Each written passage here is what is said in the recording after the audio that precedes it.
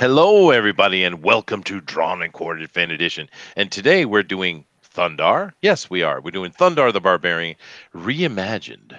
So I'm kind of curious what we'll see today. Of course, over on the Pro Edition yesterday, they did Space Ghost reimagined, and that was fun. There was some really good pieces there. And of course, I always thought it was kind of interesting because I grew up with the real Space Ghost, and then the younger generation had some weird talk show thing that was supposed to be funny. I don't know. But nevertheless, we're doing Thundarr the Barbarian, which is pure awesomeness.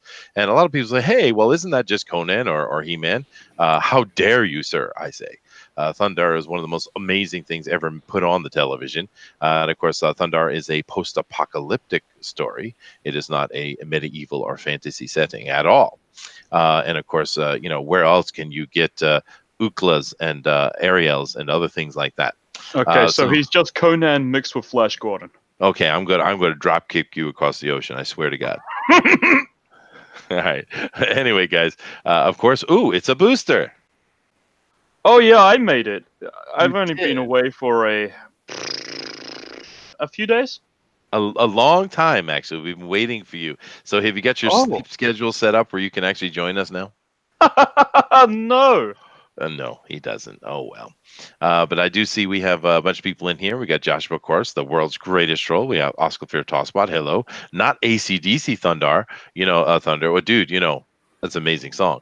Joshua says, will Booster be here tonight? Oh, look. He is here. He is here. Dazzler's in here. Hello. How you doing? Joe Maroney is in here. He says, ahoy, hoy. Well, hello. I think I pronounced ahoy, hoy. Yeah. I love that. But definitely, guys, do us a favor, and of course, we appreciate hitting the like button and subscribe, of course. But what we really need you to do is hit that share button and let everybody know that we're out here because we're doing something cool today, and Thundarr is going to be awesome, pure awesome. Now we have a few people in progress that are going to come in here that are coming into the show, so we'll give them a few minutes. Jonos New Zealand says, "Yeah, that's these 3 p.m. starts in New Zealand are killer." Yeah, it is sorry, when you dude. work back shift, bro. Yeah. I'm over here in the same time zone as you guys are. I'm in Japan, so it's we're all in the same boat. But unfortunately, we have to cater to the mighty America, and for them, it is actually 10 p.m. at night. Actually, Bloody so it's Americans. quite late. It's at least on the East Coast. But nevertheless, we are doing Thundarr. So let me come over here and take a look at the group we have here and see what they're thinking about in their reimagining of Thundarr the Barbarian. It's a tough one, right? I think it's a little bit of a tough one. Let me come over first and talk to Eric. Hey, Eric, what's going on, man? Hey, how's it going tonight? I am doing really well, sir. I got a cup of coffee and I'm sitting with a bunch of friends. How could it be better, dude? But tell me, Thundarr reimagined. Whew, what are you thinking? Well, I think it's a tough one. I'm thinking maybe some armor they didn't have before because all they had was a fur vest and a shark tooth necklace. That's and right. the sun sword. Don't forget the sun sword. Oh, never. Let's see here. Now, of course, we need the sun sword, but I do see a person here that is saying Zeno Mali Bloom. Quite the name, and it says that I would love to draw. How do I get in on that? Well, you know what, dude? If you'd like, we do have some seats today. So why don't you go ahead and go down to the links down below where you'll see a contact to me, either to my Facebook or my Twitter, and give me your name, and I'll send you a link right now. And that goes for you too, Jiminy. If you have time. What's he doing in there? What's he doing in the bloody chat? Get your Jiminy, ass from the get stream, in here, boy. Jiminy. What are you doing, dude? Let me make sure he is available in the Discord. I don't know. He might be busy today. Even I showed up. Even he showed up. Yeah, see, Jiminy? Mm-hmm. I am making you a participant, Jimmy, if you want to jump in, dude. I don't know what your schedule is, but if you want to come in, we do have some seats today. But I also see that... let's see. Phaser 1X says no Space Ghost. Nah, dude. I mean, the Pro Edition and the Fan Edition are one day after each other. We don't want to do the same thing in a row. That's not good. We want to stay on theme, which we are. We're taking a great show from the past and we're reimagining it like they did with Space Ghost. But we should have taken something Hanna-Barbera in that case. We could have. That would have been interesting too. Like maybe Yogi the Bear. Snagglepuss or Yogi Bear. Yeah. that's possible. Hey, boo boo. All right. But let me come over while we're getting people possibly come in, and let me move down a little bit. And I'm going to come over here to George. Hey, George. Greetings, everybody. Greetings. Hello. So, George, tell me, Thundarr reimagined. Geez, I'm very sad. I'm very sad that you picked this character. I thought it was going to be Strawberry Shortcake. I was just hedging my bets on it. I've been practicing Strawberry Shortcake drawings for the last hour. I would have loved to have done Strawberry Shortcake. Okay, Oh, well. no one mentioned Strawberry Shortcake. No one even has thought of Strawberry Shortcake in like 30 years. George? Huh? Oh, that must have been my hunger pains in my stomach then for Strawberry Shortcake. That must be it. My word. Now I want Strawberry Shortcake now. I hate strawberries. You can have it. Strawberry short skirt. How can you hate strawberries? I don't like strawberries. That is a delicious fruit. Oh my god. It's not. It's a hairy, odd tasting fruit. Yeah, Oh my god. It's packed with fiber. It helps you poo, Chester. It helps you poo. Dude, there are prunes for that. Oh my god. Strawberries are delicious, and so are strawberry flavored things. You degenerate. Why do I come back? Disgusting. He just called me some weird thing in New Zealander. I know he did. What, Okay. degenerate? Is that a weird New Zealand term? It is. It is. Oh. But let us move down the line here. Come over to Misfit Corner Comics. Of course, the creator of writer of Hero, coming on to do art as well here with us today. Awesome. So Misfit Thundarr reimagined, dude. Oh, I really think Thundarr needs to be reimagined with a hero twist. So just keep that in mind. That's what I'm going for. That sounds interesting, actually. That is cool. All right. Well, are you going to make him like your, what was it, a kangaroo raccoon? Huh? Oh, his character. Yeah. Hey, that would be cool, actually. And reimagining it in any way you want, of course, is absolutely the way to go. That's right. Now, Joshua seems to think that I bet Chester drinks prune juice. No, I just eat prunes. Huh. Prune juice, really. But, when you get to a certain age, these digestive things become an issue. Anyway. Oh, my. Oh, my. Yeah, definitely. But now, Booster, you're a young fella.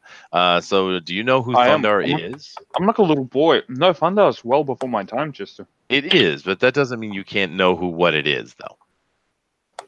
Look, I can only keep up with so many 80s things before it becomes like one big masculine blur. I see. So you're just giving up then? Is that what you're telling me? Yeah. Yep. Well, there it is. Yeah. Cool. All right. So we do have a few artists in here. We'll see if we get some more. Maybe Jiminy will come in here and join us or not. But it Jimmy sounds has like to work tonight.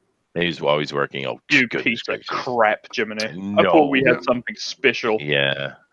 Hey, we got Pigeon Milk in here. Pigeon Milk, dude, why don't you come in here? You come in it. We're desperate. We're just picking anyone from the damn chat. Oh, no, actually. Please. Dude, that is Anyone. Kevin Stewart. Dude, that is Kevin Stewart. You're not listening at all. That is Kevin Stewart, dude. That's no joke. That's a real deal artist, actually. I just put the link in your Discord, please, sir. If you're available, get over here. Yeah. So that would be really cool to see him do some drawing, actually. But Humphrey Bear's in here. Dazzler is saying, "Good job, Booster, for getting a job. You're growing up to be such a big Kiwi." She's 10, by the way. Just keep that in mind. Hey, That's a 10-year-old. Hold on a sec.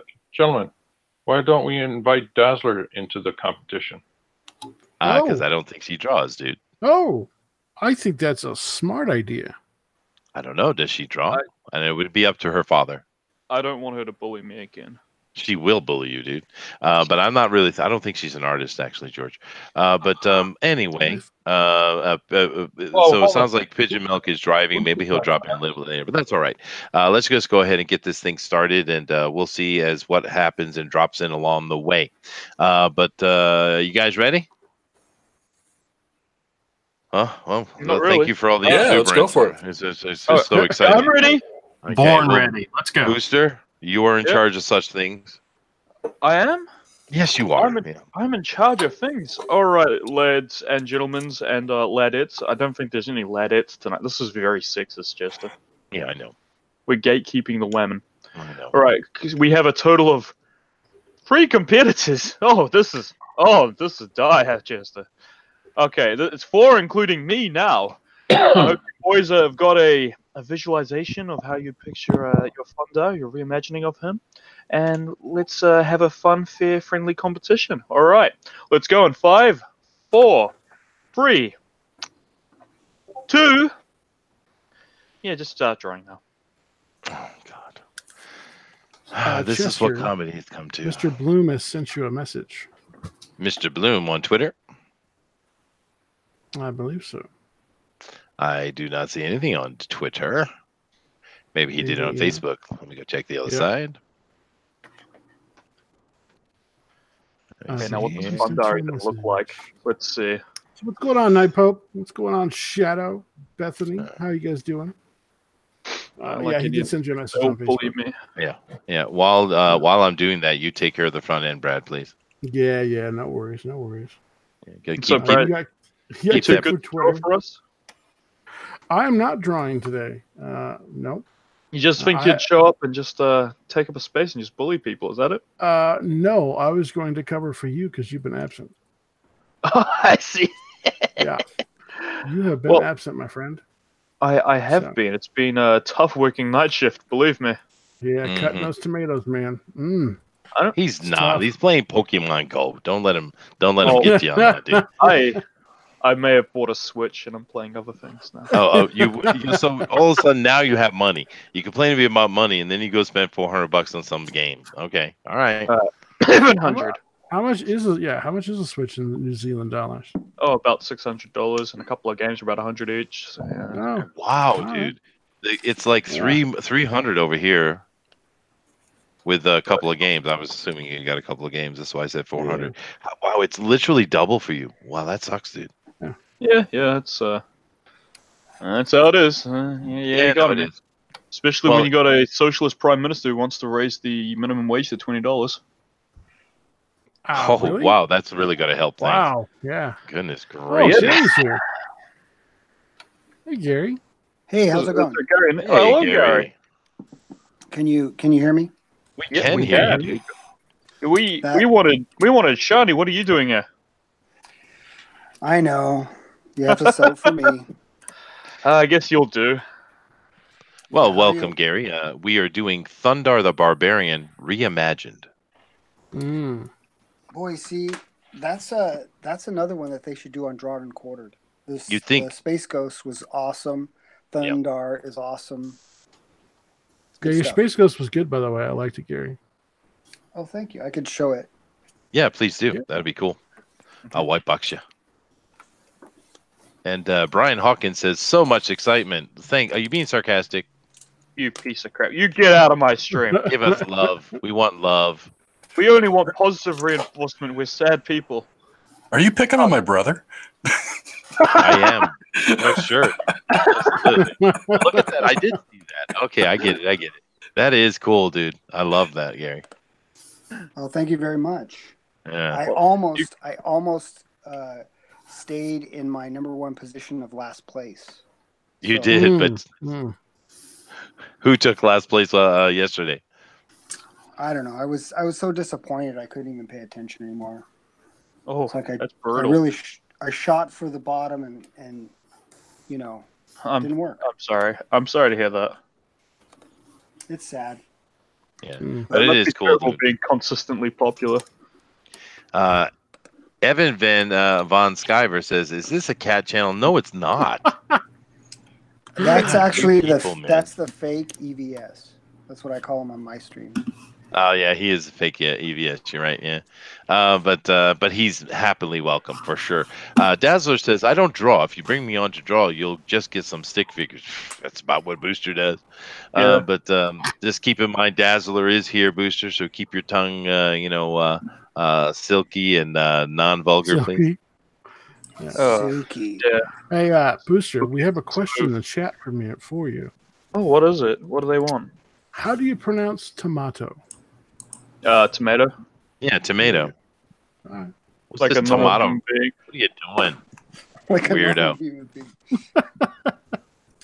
And now, Xenomolly Bloom, which is a very interesting name, is in here under a different name, Zanzibar. Hey, Zanzibar, what's going on? Do you have a mic, Zanzibar? hello, it's me, Zanzibar. Hello. Well, Zanzibar doesn't Well, seem to he's have a got mic, but video. does have video, and that's what you need. So All right, Zanzibar, sorry. Oh, there you go. How you doing, Can you man? guys hear me now? Okay, sorry about that. Oh, Yeah. no. Hey, what's up, y'all? Oh, First hey, time. we're doing well. Glad you're here, man. Glad you came out and Long-time helped us viewer, out. first-time watcher. Or Oh, drawer. there you go. We got Oh, 1, awesome. 2, 3, 4, 5 and a half artists in here. It's awesome. Then, of I'm course, the half. yes, yes. I'll be I three-quarter. didn't even count, Booster. I do apologize. So it's 5 3/4. Ooh. So, watch the tongue around Xenomolly Bloom. Yeah, no, I'm sure he understands that we got a couple of kids in the chat, so we're going to keep it clean. Yeah, I see how it is. People just gotta pick on me, and I'm not allowed to swear back. That's right. Correct. This is terrorism. It's terrorism. All right, but anyway, so Zanzibar, we're doing Thundarr. Oh, no, I'm assuming not Thundarr. Wow, did I just do that? We're doing Thundarr the Barbarian, and I'm assuming you are familiar with the character. Oh, yeah. It's one of my favorite characters. Oh, cool. I love That's post-apocalyptic characters. Now, how are you going to reimagine him, though? See, I'm kind of, I've got a bunch of things rolling. It's got to be woke. Sorry, Thundar's got to be woke. Yeah. Soy boy Thundarr. Oh no, here we go. There you go. What does the world come to? But it is what it is. Hey, Crypto's down here doing his duties as a moderator. There you go. One of the best moderators in the video. By the way, if anybody's Absolutely. struggling artist in chat or whatever, you got questions about artwork, let me know. Yeah, that's true. We do got a bunch of artists up in here. Good point. Yeah, I'm struggling, and I have some questions. Sure, go right ahead, gang. What's your secret? Secret is lots and lots of Mountain Dew. Yeah, and color blindness. That helps. And color blindness, yes. So now there's no secret. You just told us. Well, yeah, that's true. No secret. All right, everybody. Now there's no secret. You tricked me, Gary. You tricked me. I got you. Now, I do remember there was a time when Jolt Cola was the thing. What happened to Jolt? Yeah, I tried that it a gone? couple times. Yeah. That was Hell still around. Jolt? It's a caffeine and sugar. It was great. Yeah. Yeah, I remember Jolt. Jolt was awesome. Back in those days that was popular, I had a lot of software friends who made video games and stuff like that, and they just drank like a case of that a day. I thought for sure they were going to die. Pope Fire says, "Gesture, I brought Gary." Yes, you did. Thank you very much, Pope. Well done. Good, Pope. Good, Pope. I'm patting your head digitally. One pat on the head for you. Would it be okay if I was to share out the Hangouts link on my Facebook page? I mean, to the world? Yeah, let's see what happens. Go for it. Your Hangout. the Hangout. It depends on who you bring. Well, we won't know. It could be anybody. Oh, it's a surprise stream. Wow. Well, how many people can get on Hangouts at one time? 10. Oh, it would have been awesome if we get like 100,000 people in here. Oh, that'd be the opposite. That'd be the opposite of awesome. It would be, but I have a thing called an eject button. You need to take so awesome classes. Yeah. Obi-Wan Review says, I want to know if Chester bought himself a model to put together during the week. No, I didn't actually, but I do have a few in the cabinets. Now he's talking about Model Citizen, which is a really cool YouTube channel. If you haven't checked that out, I was on that for the first time last week, and that was a lot of fun. I do enjoy I don't do a lot of modeling. I'm mainly more of a miniature painter, but those guys deal with modeling and creating and really cool stuff. If you're interested in that, you should check out Model Citizen, and Obi-Wan is part of reviews is part of that. Thanks for having me on with that, guys. That was a lot of fun. Yeah. And Brian Hawkins is saying only had a jolt a couple of times on road trips to help stay awake. Yeah, they have those kind of. I've had that Monster thing that's become real popular, but it tastes awful. I mean, God, that stuff is horrible, man. Have you ever had that Monster drink? I like Monster. I'm not gonna lie, Chester. I've had to cut down on energy drinks. I've got high blood pressure. I used to have those every day. Dude, you're like 25 years old. How in the world do you have high blood pressure? Because I'm retarded. Give me a break, okay? I just I get all these awful things about me. I live terribly. Just let me just okay. All right, fine. Yeah. No, I mean, you got to take care of yourself, dude. You got to take care of yourself. You just got to think about it a little bit. I mean, I'm coming up on 49 this year, and I just had my annual checkup, and I'm actually the only thing I really got to worry about a little bit is sugar. And it's odd because I was trying to find what the sugar problem was that was rising me up a little bit. And you know what it turned out to be? Peanuts. Me. Oh. No, peanuts. Oh yeah. The weirdest thing. Honey roasted? Well, just peanuts, straight peanuts. It was spiking my sugar, so I can't eat them anymore. And now it's completely fine. But I mean, what an odd thing! You would think it might have been the occasional cake, because I never eat sweets during the week. I only have sweets on the weekend, so I don't know, man. It was the weirdest thing, but I found it, and now I can't have peanuts anymore. Oh well. I'm so sorry to hear that, Chester. Well, I love peanuts. I'm very sorry. No, you're not. I can tell. Somewhat sorry. Just a little bit. Yeah. Now, as you guys are noticing, of course, where these guys are just getting their foundations and stuff in, but I'm just going down the line and letting you see the art in progress. Of course, that's a far more interesting than listening to us yabber on about peanuts. But we are seeing some cool things coming along, and I'm liking what George is doing. This is interesting, George. Yes. I'm de-evolving the character. I'm keeping the chick hot, but de-evolving the character. Well, I don't recall that the girl was ever hot. She was kind of a girl, actually. Okay, all right, well, then. I'm de-evolving her too. I'm making her hot. All right, you're evolving her, I guess. Oh, goodness gracious! But it is cool. I like what you're doing here. It's interesting, and of course, I'm terrified to see what Gary's going to do. You're terrified. Terrified. Yes. I just lifted up the card because Nighthawk was wanting to know where I was. I'm the one with the sketch cards, Nighthawk. the ones that says Pack and Sland on it. So who is Nighthawk to you? I mean, because that's I've Zach, been your channel, Zachary. Nighthawk. He's my Zachary son. Who? Oh. No, he's not. I'm kidding. Oh. Well, fine. You know, I came into Gary's channel about 7-8 months ago. No, 9 months ago. I say maybe more. When I first went over there, and Nighthawk and Humphrey Bear and the minister and a few of the other people were the first people I met actually over there. They're very friendly, very welcoming. Of course, Gary's channel is amazing. If you guys haven't checked it out, go over and check out Gary Shipman's YouTube channel. A lot of fun. You're all harassing him there, huh? Poor Gary. Yeah, well, it sounds like what he's doing is he's streaming with us, but he's also doing his own thing on his channel. He's probably using his other device, so you can probably watch the show from both sides, I'd imagine, right now. Because no, I just have my Indiegogo campaign running because I started streaming over there, and then Pope said that you guys missed me. Yeah, we do. No, she didn't say that. She said that they're looking for the loser of Drawn and Quartered. I said, hey, here I am. Hey, you loser. Well, this is where the losers tend to hang out. It's on Chester's channel. Thanks a lot, Booster. Thank you. I do. You know, I did mention that eject button that I have control of. I'm gonna have to keep that in mind. You don't have the balls. What? I shouldn't say things like that. Please don't you hurt should me. never challenge me, dude. Basketball. Sounds like a threat. Yeah. That's not. I'm not that dude. Keep that in mind. But Eric Boyd says just popped in, and I hear Chester doesn't like hot girls. Confirmed. What?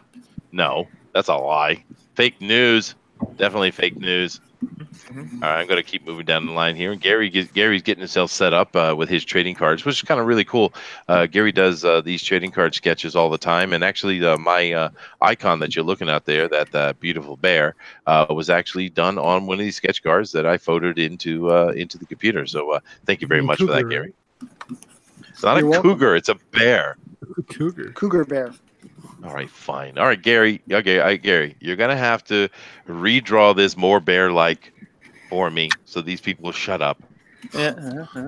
Whenever you put like a fedora or anything on a bear, it automatically looks like a cougar. Is that the rule? It's like Clark Kent. Is that a fact? I'm gonna Google that. I'm just. Yeah, everybody knows that, right? Everybody knows that. It's standard law. Yeah. I don't know. This beer I'm looking at is looking awfully beer-like. Even with a fedora, I'm sorry to say. Booster's calling you out, Gary. Yeah, I Well, I'm gonna have to get my passport in order so that I can get over there and we can duke it out. Yeah, there you go. Oh, There you go. Oh, hey now. Wait, I didn't agree to this. And Gary's not afraid, man. You gotta I'll understand. Gary just tried to kick my ass. Yes, he is. Yeah. I'll pay per view that Ding, dude. match. Yeah, I'd pay for it too. We're gonna get a GoFundMe page up, and I didn't agree to this. You know, the good thing for you, Gary, is that even though Booster is younger, he does have high blood pressure. He's extremely short, balding, and about as wide as he is tall. So I think you're in good shape, man. It's gratuitous at this point, Gary. It's punching down, literally in some cases, quite literally. And I'll use Dazzler, it all to my advantage. that's right. Dazzler is in the chat, and she's reminding you that there are children in the chat, Booster. I'm sorry. I'm sure the 10-year-olds have never giggled at the word ass before, but my apologies. Goodness gracious! I'm going to tell DeWolf you're in trouble. Busted. No, he's me gonna. and DeWolf. Oh, Yeah, me and DeWolf are gonna fly over there. Oh no! I don't like the still. Yeah. Now, Eric, your brother, Eric Hawkins here, of course, your brother Brian is over here in the chat, and he says his money is on Gary. Betrayal, man. Sibling What a little betrayal. bastard. Oh, there you go again. Ding, ding. Goodness gracious. Ding everywhere. Oh man. Night Pope says, I'm a child. You're not. You're a college Wolf student. I think we've been told on. Dude, you're in trouble. The wolf just showed up. Uh-oh. Get him, DeWolf. Yeah, get him, dude. Oh no. Yeah. Eric, just to let you know, I am focusing on you right now. People are seeing what you're doing. Yeah. I'm not actually coming over and speaking directly to anybody yet. I'm just kind of I'd rather have people seeing the art than just it bouncing all over the place. You know what I mean? Yeah, sure, no problem, man. Oh no, that's funny. There's 20% more entertainment than D&Q. Well, thank you, even Van Skyver. Thank you very much. Nightpost says, "I'm almost a child, slightly more, but close enough." Okay, all right. You can be a kid, and I do believe I know who you are, and I think I have spoken to you before, which means that you do sound young. I'm pretty sure this is the person I think it is, right, Booster? Yes, it is. Yeah. You do have a very young sounding voice, my Nightbolt. That is true. Yeah, but I know you're not a kid. And she also talks like that. She does. Like that. No, I think she's got a pretty good speaking voice, dude. I think she should actually do YouTube stuff. She does actually. She likes to stream her really crappy homework. Yeah, and all of the thirsty boys in the cult of Raven like to watch her. Well, that's why. Yeah. She also, damn, she's getting good views. Oh my god. Dude. And she records her wacko communications classes, going on about gender being like ice cream. Well, you know, the interesting thing about listening and chatting with her is the fact that you get really good insight into what exactly is going on in the universities right now. Because she complains about the stuff that they make her study, right? And it's ridiculous. And progressive SJW in the house, man. But it is interesting listening to her talk about that, actually. I'm very surprised she has survived in California this long. Doxing. Oh, goodness. She'll probably tell you she's there for herself, but yeah, she's gone through college without becoming an SJW. It's impressive. Well, I think that's a lot, though. I think it's just that toxic university mentality. And even when I was back in the 80s, when I was in university, it wasn't as bad as now, but even then they had a bunch of that kind of silly nonsense. Yeah. You know. Nuclear Sandwich says Booster is jealous of Nightpope. I bet. I am sure he is. Not in your dreams, lad. Okay. Eric Boy says, Chester, we all know Ukla the Mock was based on you. Maybe, Actually, I used to fight. That's kind of interesting. I used to fight in the SCA, which is basically you put on a bunch of metal armor and you take this wooden stick and you go beat on each other. It's a lot of fun. It's kind of a mix of boxing and football is really what it comes down to, and I loved it. And but we had a dude who fought in the group I was in, and we called him Ukla because he always had the UCLA shirt on, this sweaty, disgusting shirt he would have under his armor every week, and I don't think he ever washed it. But we called him Ukla. But this dude was probably about 6'7", 6'8", and he was just built like a brick house, man. I mean, just ridiculously huge guy and fast. But yeah, Ukla. I've met an actual Ukla in my life, and terrifying. Yeah. But it was fun too, trying to get in and around and beat him and stuff, because he was a really good sword fighter. So you just played these games? You just beat the crap out of people? Yeah, it's fun. Oh, that's what you're into. Yeah.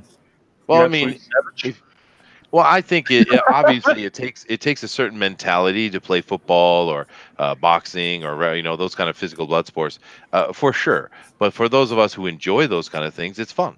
It's not weird at all. We like it. You absolute barbarian. Yeah, and that's kind of the point. Mm-hmm. Oh, that's what you're into. Well, I was actually pretty good at that though, because most of my other sports I was either mediocre or worse, right? I mean, the only sport I really was anything good at was linebacker, playing for linebacker in football, and even then, I was mainly a second stringer. It was only in the run play that I would be in, right? Because I was too slow really to deal with cover the outside. But yeah, it was actually the first sport I did that I was good at, so I really loved it. All right, now I'm curious, Chester. How big are you? Me, 6'3", about 240. Wow. Mm-hmm. Very impressed. I'm a big guy. I envy tall people. Mm-hmm. Reality is harder on you when you get older. You when you're younger.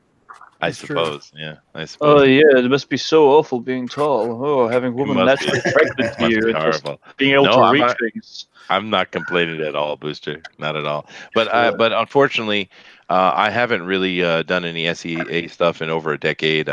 Because when I got into my late 30s, it take too long to heal. I mean, when I was younger, a couple days you feel fine, you get back to training, and the next weekend you're at a match, right?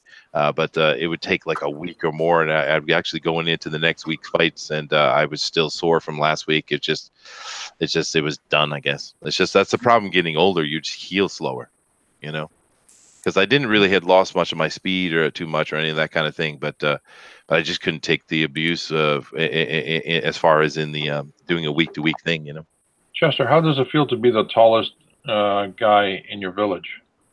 Oh, dude, I'm like one of the tallest people in Japan, I think. But no, I'm sure we're not. But no, actually, it's kind of handy because everywhere I go, I can always see where I'm going. Right. Mm-hmm. When I go into the grocery stores, I can see the entire store because my head is above their counters. Right.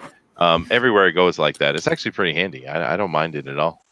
And of course, everyone's like looking up. And of course, one of the nicknames I picked up because I used to do a lot of like blue collar stuff when I first got here, just trying to, I started in my business, but it takes time to build up a business, right? So I was compensating that by doing other work, and I was just doing physical stuff because you can get a job like that anywhere, right?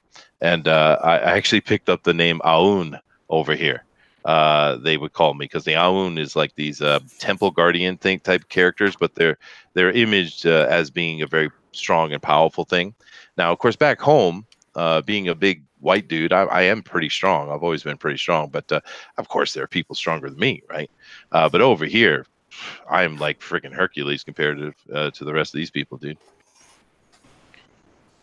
Do you have a problem with doorways over there by any chance? I am very good at ducking. Yeah.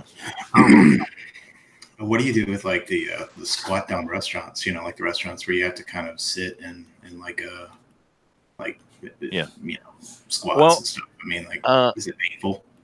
I do have a bit of a paunch, but I'm not actually heavy. So I don't really have to deal with the weight, and I still, I mean, I'm older now, but I still carry a bit of muscle on me, so I don't have trouble getting up and down and things like that.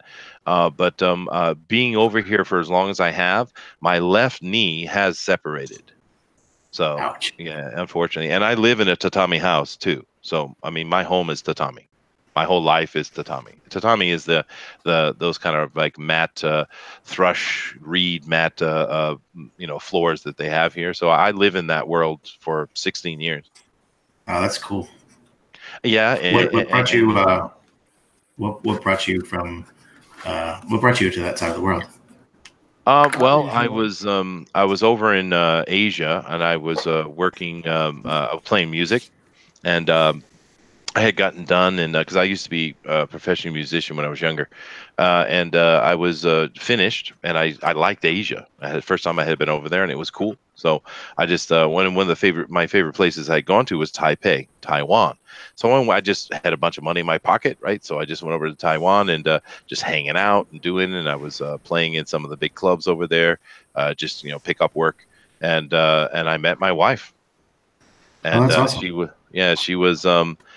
she was studying at the She's Mandarin Japanese? University. She's Japanese, but she was studying at the Mandarin University, and we decided to get married after a time living together in Taiwan, and we thought the best place to do with that would be to go over to Hawaii because there's a lot of Japanese culture there. So we got married in Hawaii, and we lived there for a while. Then I decided, well, I better bring my family over here to Japan so they can, understand their mother's culture. So, in a nutshell, that's how that happened. Yeah. Do they have a problem with you being a gaijin and being a giant gaijin, or do they just let it go because you're a giant? Not at all, dude. The Japanese are actually extremely tolerant, oddly. Mhm. But no, I mean, I've traveled all over the world with either with the saxophone or just on my own, and no one's ever given me a hard time ever. What about And- being a weeb? It's got to be something about being tall. Have you seen? There's a YouTube channel called Bald and Bankrupt. It's about this 6'5" guy that travels across India, and all the people are at waist height to this guy, it seems, but he is just jovial and travels through it. Never has a problem or a fear. Yeah. I feel like I would be on a more equal bearing to people that are around my size. I'm like 5'6", so I mean I'm a short person. Oh, I see. Yeah, no, I think size certainly has something to do with it. Particularly, I mean, if we want to get into we don't want to get into that conversation. We're here having fun with Thundarr, but when it comes down to genetics, I mean, men tend to respect the tall man automatically. Women, of course, desire a tall man. So there is something to it. I mean, obviously. Well, it is what it is, right? Yep. I think it's not only the big thing. I think it's about attitude, dude. Because just with this guy you mentioned, with me myself, I've traveled to all these different countries, and I'm just friendly and happy, dude. I don't have any stress. I'm not angry about anything. I'm just enjoying the culture, enjoying them, showing respect to them, because why wouldn't I? It's their country, right? Yeah. So I mean, and people feel that, right? Yeah.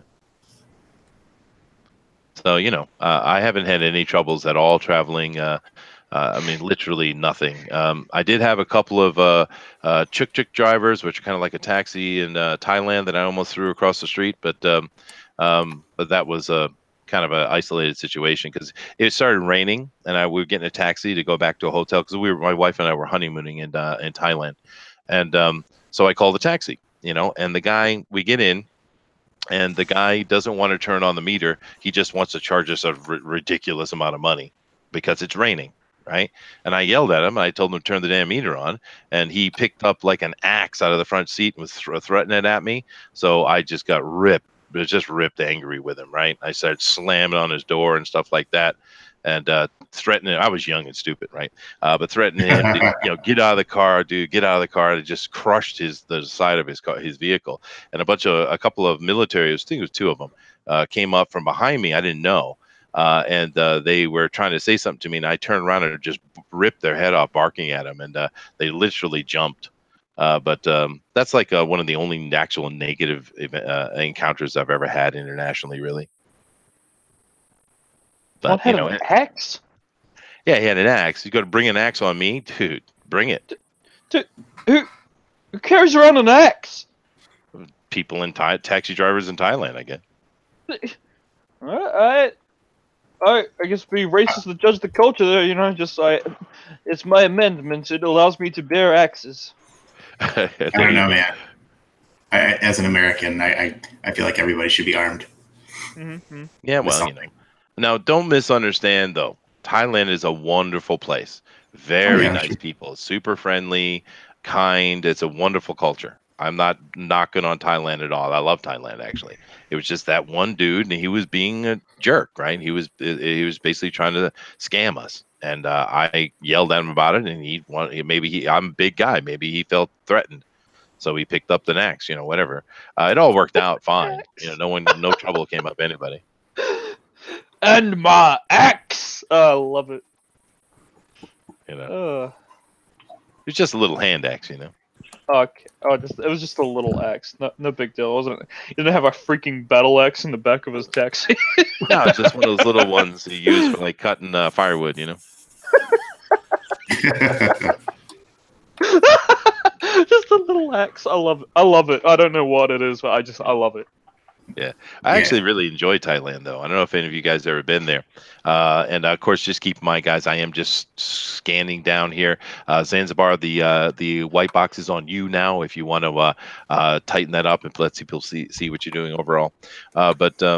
Yeah, no, I love Thailand. I think it's a wonderful place. I've been to many different countries I really enjoy, and I think people have a weird image of Asia because actually, Asia is a far safer place than most of the other places I've been to in the world, actually. I think some of the most outrageous antics I've seen were actually in Greece. I mean, there's some crazy buggers over there, dude. Buggers? Yeah. Well, you know. Dazzler says different things in different parts of the world. Yeah, well, right. Dazzler says I can carry around a pocket knife. You know, when I was a kid, so did I. I don't think there's a lot of places you can't do that now, but I used to carry a pocket knife when I was a kid.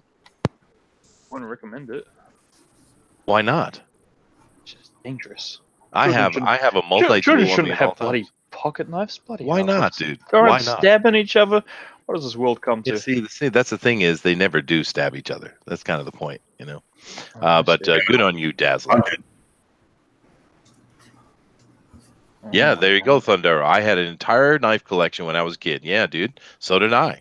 I had actually my uncles would give me knives as presents. Actually, I think on my 12th birthday, I got myself a what was that? It was 20 gauge shotgun for bird hunting when I was like 12. You know, we used to be fine about those things. Mm-hmm. Nuclear Samus says Chester's voice is putting me to sleep. Bedtime stories. Is that a good thing or a bad thing? I don't know. Am I being insulted? Probably. Maybe. Yeah, probably. It's all right. Take it as a compliment. I will take it. Even if he meant it as a insult. Hey, Zanzibar, you're a pretty good artist, dude. I suck. I was good 20 years ago. Okay, I shall never compliment you again. You had your one. You blew it. There it was. Get out of here. Yeah. It's okay. I thrive on negativity anyway. Yeah. Phase of 1X says 20 gauge at close range. Ouch. Yeah, it's just a bird gun, dude. You know, shoot your eye out. Yeah, BB. I heard that somewhere. Nah, that was a good movie, dude. Have any of you guys grow up hunting? I've been shooting. I just love squirrel hunting. I could never. I didn't have the stomach for killing anything. I'll admit that. Oh well, you know, kill and eat it, right? Yeah, I was an inner city kid. I could go shooting, but as soon as it came to trying to point at an animal, I was like, I can't do it, Daddy. And he was going, do it. I was going, no, Daddy, don't make me kill the bunny, no. So, yeah. All right, I'm glad you had that experience. That was mine. What Booster doesn't tell you is at the dinner table, the wife says, "Where's the dinner?" And the father looks over at Booster and says, "Yes, where is the dinner?" I just like crying and just shouting. People. I was raised with it. I mean, I wasn't allowed to go actually shooting a gun on a hunt until I was around 12.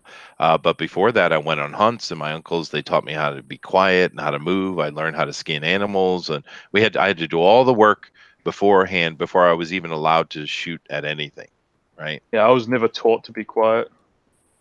Oh no, it's an important part of hunting is to be quiet. When I was a little bit older, I used to go bow hunting a lot. I enjoyed that. And Thundarr, I did put a link in Discord for you to come in because obviously you want in here. I can see you chomping at the bit. So come on in and say hello, Thundarr. Hello, Thundarr. Now, Night Pope would like me to ask you, a booster, about the first time you drank alcohol. I don't know if that's a good question, but that's a strange question. Does she remember the story I told or something? Well, the first time I drank alcohol, I was 12, and my dad was drunk, and it said, "Hey son, come taste this. It's lemonade." Oh goodness! Wow, that's the UK, man. That's what you're supposed to do, right? I thought everybody like started off with Scotch when they're like 5. Oh, well, my dad's English, but I'm in New Zealand though. Oh, okay. Sorry. Did you assume my nationality? It's the Yes. racist American in me. I'm sorry. Yes, it is. Yes. It's funny. Phaser 1X says they make a 20 gauge pistol round with multiple slugs in them. Wow. Oof. Why do you need that? But whatever. Some people enjoy collecting guns. That's all good.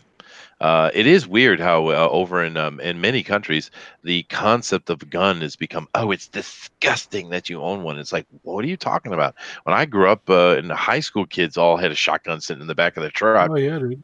I mean, what do you want? That's still the case in the South. Yeah. I currently live in the South, so everybody pretty much still.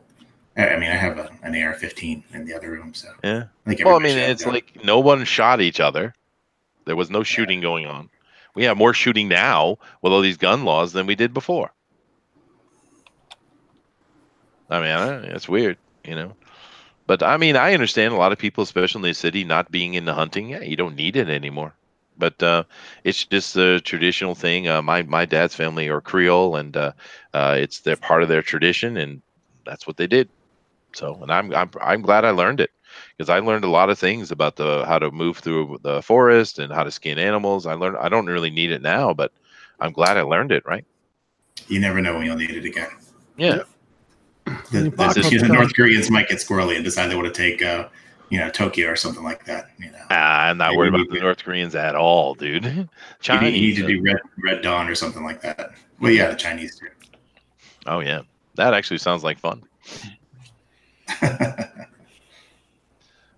Chester, have you practiced your Godzilla air raid sirens alerts? We do have practices here all the time, dude. Seriously. Now, they're not air raids, but they are tsunami warning tests and stuff like that. Oh my God! I'm sorry. Go ahead. Yeah. Well, no, because I live in an area that about 400 years ago, a really bad tsunami came in here and basically destroyed this village I'm living in almost completely. So, the people in the area always worry about this particular village because it got wiped out once before. But then again, we got to keep in mind that 400 years ago, the weather and things that were going on this planet were way worse than right now. We were in the middle of like this mini ice age back then, and the planet was going through some pretty hard stuff. This what we have it on now is kind of like a paradisical weather, right? It's like, oh yes, I remember now. Well, I mean, historically. Actually, so Chester, why are we doing Thundarr? Why are we doing my namesake? Why? Because yesterday, Mike did Space Ghost Reimagined, which is a really cool idea. So good on you, Mike. Claps for Mike. Everyone clap for the Mike. Yay! He comes up with a good idea every century or so. Because we were thinking about, what other type of character from the past would be cool to do? And Thundarr just popped in everybody's head, I think. I'd already made the decision in my head and I came over to the Drone Recorded Discord, and Pixel had already announced it. So we're on the same wavelength. I mean, come on, dude. Thundarr Reimagined. I mean, it's one of the coolest shows ever, dude. Thundarr is never a bad idea. Ever. Yeah. It's never a bad idea. Reimagining it. I did reimagine it. Yeah. My reimagining is going to be very similar to the first imagining. Maybe. My imagining is Thundarr as a booster boy. Okay. Oh, now I've been moving down the line here and showing everybody the art and stuff. But keep in mind, guys, Misfit is bringing it. Oh yeah. You know, don't let your guard down because Misfit is bringing it hard, dude. Slightly inspired this evening, so you know. Yeah, that I'm loving it, dude. Matter of fact, you're gonna have to send me a copy of that. Yeah, put some lightning bolts in there, and I'll use it as a profile picture. Yeah, that's gorgeous, dude. It's really cool. But Phase 1X says Thundercats. Ho! Yeah, dude, that was a good show too. Yeah, yeah. We were actually talking about that. Silverhawks. There was another one. Bionic 6. Galaxy Rangers. Really good stuff. But we were talking about that earlier on my show, and I had a bit of a rant, as I sometimes do. Wait a minute. But yeah, I know. But we were talking about how the old shows compared to what's going on now, and of course the '70s had some good stuff. The '80s had a lot of great stuff. The '90s had some good stuff. I mean, think about the '90s. We had the X-Men show. We had the Batman animated series. We had Avatar. Extreme Dinosaurs.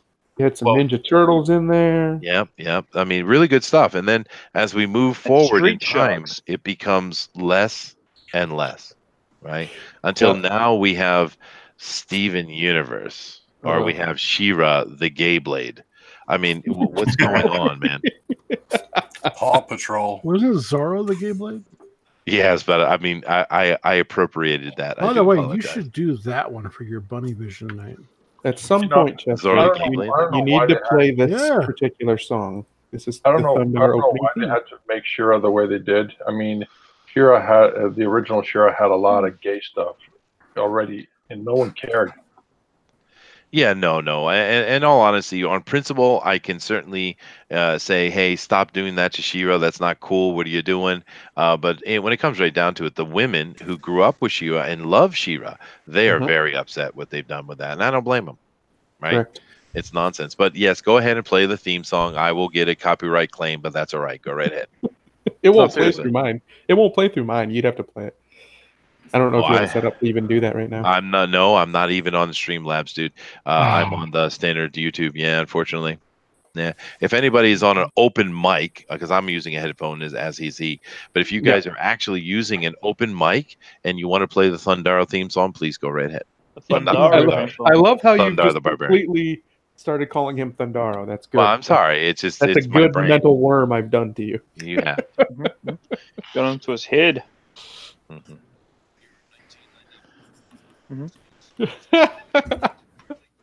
Oh, the beginning of it talks about the year 1994 as if it's a great future date. I love it. Dude, I was terrified of 1994 because of that. Yeah, I took this job seriously. Yep, right. This and Andromeda Strain, it broke my childhood. I love it. Thundarr the Barbarian was a really clever show, and it was one of those shows done in rotoscope as well, which was a little bit different than many of the other things that were going on at the time, like G.I. Joe and things like that. Well, that was a little bit later, but they used rotoscope on that, and that was that's kind of interesting technique.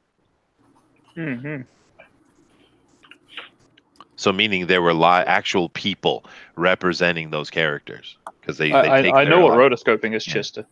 Yeah, well, I'm just wondering who they were, and maybe we can get a hold of one of them if they're still alive and interview them on the show. I should try to do that. You should try to do that. That's a great idea. If you can. Assuming because they all hung themselves for being on Thundarr. God, you haven't even seen Thundarr the Barbarian. Why would they hang themselves for being that close to God? Why would they hang themselves? Yeah. Jasper Hughes says, "Is John Dillard on the panel?" No, he's not. If he's around, he's welcome to come in. He's not allowed to be on the panel. He's not worthy of drawing Thundarr. I've decreed it. All right, there you go. Done. Dazzler says, I was watching the old Tom and Jerry when it went to different show, looked like a She-Ra ripoff. I was so sad. I've watched She-Ra almost all my life. Well, okay, that 10 years of your life is a long time. I totally understand what you're saying. Absolutely. I'm very sorry you've wasted your tens. I don't know. Yeah, it's not her fault. She's young. No, it's not. And a lot of ladies really enjoy She-Ra. It's a fun, heroic character, and she's pretty, and she enjoys being pretty, and it's as if girls don't like these things that they do. I always love these people that yell and scream and complain about the male gaze or what have you. But you know what? We didn't tell women to wear makeup. They chose to. We don't tell women what to wear. They choose it. These are women things. These aren't men things. We don't wear makeup. I see. Victim blaming again. Well, Just some men. Unfortunately, some men do wear makeup, but yes, I see what you're saying. Yeah, well, even that, I don't care. They do whatever they want to do. Thundarr doesn't wear makeup though, because Thundarr is a real man. Not. He's a real man. Ariel swoons. The new guy sounds like John Dillard. Okay, well, no one's perfect. That's a shame. He should work on that. Yeah, you stop it. I think you're talking about you being the new guy that sounds like John Dillard. I don't know what you're talking about. You don't sound anything like him at all. Who, me? Yeah. No. John Dillard has much more dulcet tones than I do. Don't do Now, it. Even Von Skyver is continuing by saying, "Are you serious? You can. How can you say this is not a cat channel? Hashtag cat chat. Now I don't know what you mean by that, so maybe you can elaborate. I seem to be somehow out of the joke, out of the loop on this. I think he's doing a bit. I think he is, and I would love to know what the joke is. I don't know what bit he's doing, but hey. You know, well, at least he tried. Cross Comics is in here, and he says, "Back Hero on Indiegogo. Yes, you should. It is a wonderful kids book, and of course, Misfit Corner Comics is sitting right here and drawing for us. Absolute killer piece.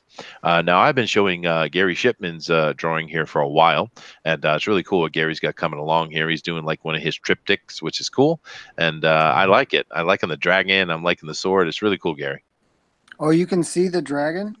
Yes, we can. I thought it was so light that you couldn't see it. Just barely. Well, you have a good camera and a good bandwidth, so. Yeah. Yeah, I think you're near a hub, actually, dude. I like that sword. That is fantastic. That is a fantastically drawn sword. That looks very, very accurate to what a sword should look like. Well, thank you very much. It is nice. Now I'm going to move down the line here. And just keeping this rotating, of course. Eventually, I'm going to come back and I'm going to talk to everybody. And we are coming up close to being an hour in, guys, just to let you know. We do have, I think we've been doing this 47 minutes. So over here, just to let you know, Eric, we are looking at you now. So cool. You want to back it up a little bit and let people see. I like what you got going on there. Oh, look at that. That is beautiful. I like it. Yeah, I like it a lot. Yeah, I'm thinking he's in the future. There's a lot of debris around. So, he's using some armor from like NASA and a tank and got some Army web belt he found laying around. Well, you've gone more post-apocalyptic, and that's cool. And I like Ukala in the back as well.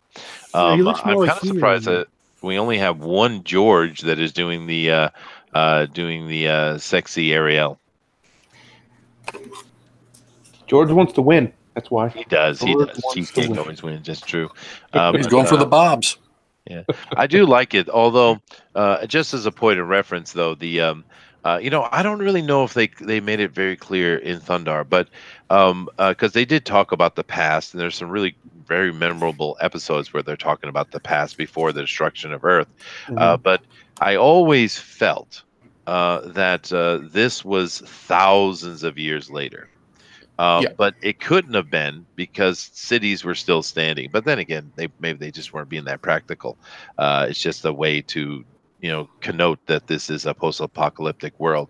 But I always felt I want to say it was in the year 3000 something.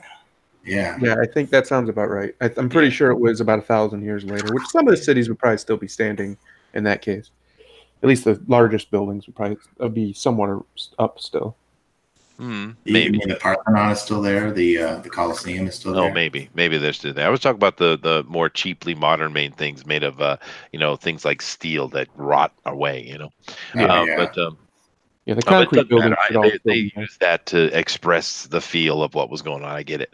It was a really cool show, man. It was so clever. It was so in a way ahead of its time for kids in the 70s. It's amazing, that show. So wasn't that created by Jack Kirby? Actually, there is some person like that who was involved in the creation of it. Yes. Let me go check. I will check that because I do think you're correct there, sir. He created everything. He did. Let's see. It says, they say it was Steve Gerber, Ken Spears, and Joe Ruby. That's what Google says, though. But he probably was involved. It reminds me of something he would do. definitely inspired by him, not him directly. Maybe he did like the character designs or something. Yeah, I think I read that as well. He did some of the character designs. Yeah, no, it's actually what it is. It's based on his concept art. He had done concept art, and they took that and they made a whole show out of it, which makes sense. They even have some artwork here that he had done for it. Show That's it. cool. See it. I can't because it's on this this pine trest thing, and I don't. It is. I'm not It a is member. actually set 2,000 years after the apocalypse. See, that makes 3,994. There we go. There we go. Makes sense. Let me catch up on the chat here real quick. Let's see. Captain Canada. Hello, Captain Canada. I'm so happy when you come in. Captain Canada says, I have the whole series of Thundarr on DVD. Awesome. Bullet says, so much shade on Dillard. Lol. Yes, of course. All the shade goes to Dillard. How's your father? Says, did Ariel ever hook up with Thundarr? I kind of think it's inferred, isn't it? Even Von Skyver says, Busby the cat, Thundercats, Tom the cat, and Jerry. I heard a cat when I got here. This is a cat channel. Oh, I see. Someone had a cat in the background. Okay. I'm following your logic. Captain Canada says, been babysitting my niece and nephew and got them to watch the 80s Smurf on DVD. They loved it. Of course they did. Smurfs are awesome. Joe says, is there a draw along at home for this tonight? You know what? I haven't implemented that yet because I'm kind of a boomer and I'd probably screw it up. But we do have Booster here, and he's not a boomer. So you know what? If any of you guys are drawing along, Booster, where can they send some art so we can take a look at the draw along stuff? Because I'd love to do that. I think that is a great idea Edwin had. Oh, I don't know. Where can they put it? I don't know. I didn't think we established that. Is there like a hashtag for it? Something. Yeah. Booster, you got Twitter? Create a hashtag or something. I don't know how to do that. I've never. I may have deleted my Twitter. Oh, Just do hashtag fan edition. That's all you have to do. Hashtag fan edition. And then you search for hashtag fan edition on Twitter and you'll find it. DNQFE, hashtag DNFQE. Or you can add the DNFQE channel. DNQFE, yes. Okay, well, like make a decision and throw it in the chat so they know. But yeah, that would be really cool, guys. He's going to do that and put it in the chat, and you go there. Is there a drawing? Yeah. No 90s Extreme Space Marine Thundarr. That would have been cool. Brian Hawkins says, Chester, although my earlier comment meant I picked Gary in a fight against Booster, I do like Gary's drawing he's working on. Yeah, so do I. And I pick Gary all the time, no matter what. So, I get you. Dazzler said, I used to watch the Smurfs. Yeah. The Smurfs are awesome. Talking more about the Jack Kirby thing, I found what he actually did. So, comic book writer artist Jack Kirby worked on the production. The main characters were designed by fellow comic book writer artist Alec Toth. Toth wasn't available to continue working on the show, so most of the wizards or other villains and secondary characters were designed by Kirby. There you go. Awesome. There you go. Really cool. That's really cool. There you go. And Booster did put the hashtag DNQFE in there. So if you guys are drawing along, and we should do that every week. I think it's wonderful. I like the idea. But go ahead and drop it in there, however that works, and Booster will somehow be able to collect that. And I don't know how that works. But let me continue on here. Brad is not competing today, but he is working on a little piece of art for me, which I appreciate. And it looks absolutely awesome, dude. Thank you very much. Look at that sexiness. What is that supposed to be? I'm doing a Marvel superhero role-playing game on Bugbear's Basement on Tuesdays, 8 p.m. Eastern Standard Time, by the way. Kind of introducing that role-playing game to people who have never seen it before. And I had a lot of the art I've been able to find online to use, but there was one particular type of character type that I just couldn't find anything appropriate. So Brad has helped me out with that. Thank you very much, Brad. No problem, dude. Yeah, no, it's looking real cool, dude. So let me... just having some fun with it. Playing with the brushes and stuff like that. I haven't done digital in a while, so just I like it. Having some fun. Yeah, it's beautiful. Actually, I was telling Brad this earlier. I was really surprised because I went online and I looked for cyborg art. you know, because I just wanted to grab some art to, because I'm doing it's a tabletop role playing game, but I'm doing the old school way, where we didn't have maps, we didn't have miniatures, everything was in the imagination, right? So I went and collected a bunch of art from the internet just to, you know, just to have some visual. And I was really surprised how little cyborg art there is. You would think there'd be a ton of it, but there really isn't. I don't think he's that popular. I mean, he is, but I don't think he has like this. Cyborgs. Oh, I think it's General. cyborg. Yeah. Gotcha. Mhm. Sorry, I was reading more about Thundarr. I wasn't really paying attention. But it is cool, Brad. I'm going to leave it on you for a little while. So let me come over here and continue reading through the chat. Let's see. Oh, here we go. Nasser. Hey, Nasser. What's going on, dude? Here for a couple of minutes. Bad day. Someone tell me a joke. Booster, go. Why did the squirrel scream? Why? Because someone pinched his nuts. Ooh. Pretty good. Wow. There you go, Nasser. I'm okay with that. Wow. Did you guys hear the joke about the ceiling? No, go ahead. Forget it. It's over your head. No, that was a good one.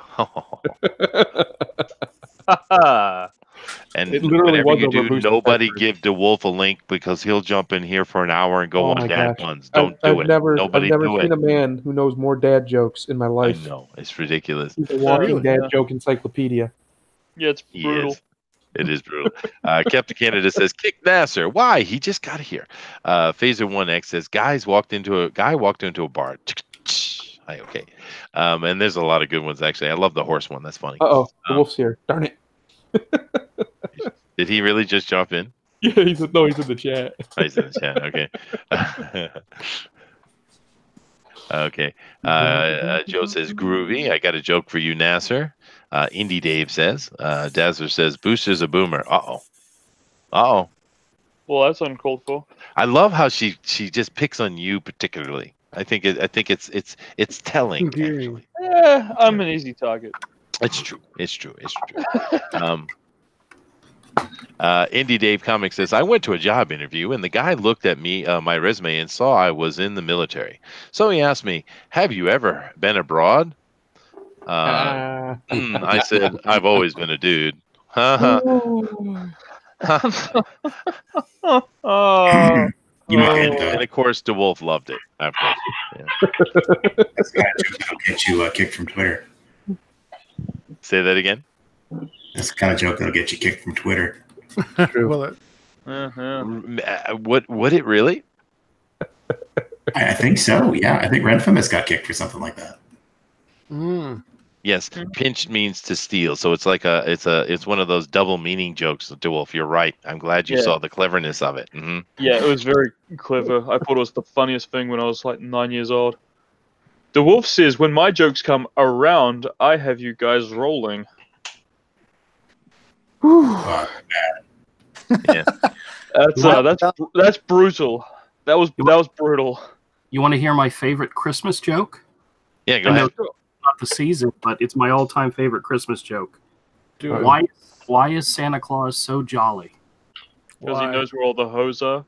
No, he knows where all the horror girls are. I screwed up your joke. Naughty girls are, yes. I love that joke. What's the punchline? He knows where all the naughty girls live. Oh boy! I brutalized your joke. I'm so sorry. You did, dude. I just murdered it. Booster. Oh, man. Okay, I got one. Do you know why Batman in the new DC stuff is not a Christian? Why? Christian Bale. Wow, dude. Wow. Oh, no. Goodness gracious. And you guys asked for that. Just remember, you asked for that. Nobody asked on for you. this. Nobody. It's too bad, even for Nasser. He's just leaving. He's out. He's done. That was done, too much. yeah. Goodness gracious. Oh, no. Oh, my daughter is having lunch next to me. Sakura, they would like to have a Japanese joke. You know any good Japanese jokes? She says no. Will they be racist? Probably. Actually, I don't know if the Japanese actually have that kind of system here. We do not like jokes. Well, no, they do humor. Of course, Japanese love to laugh, actually, but their way of going about it is more Laurel and Hardy, and not so much the stand-up joke, or it's something about I am sorry, hige sori. It's like a word sounding similar. Hige sori means to shave the beard, and I am sorry. It's a similar sounding, especially the way they say it. So that's funny to them, right? Do they have like stand-up comedians in Japan? They do, but they're not like ours. They're like I said, it's very Laurel and Hardy. They have an old style they do, which is called what is that called? Rakute? Yeah, the pear. Talk about the pear. Rakuto, yeah, Rakuto. They have this thing they call Rakuto, and these guys, they dress in a kimono and they sit seiza on the floor, and they kind of like tell humorous stories. It's a very traditional thing. I got a Japanese joke for you. All right. Okay. Why do Japanese sumo wrestlers shave their legs? Why? So you can tell them apart from the feminists. Oh boy. I get it, I guess. Yeah. We don't really have those things over here, just so you know. Yet. Those things. Those things. We don't. Do you think there will be a third wave feminism that takes over Japan too? Not a chance, dude. Not a chance.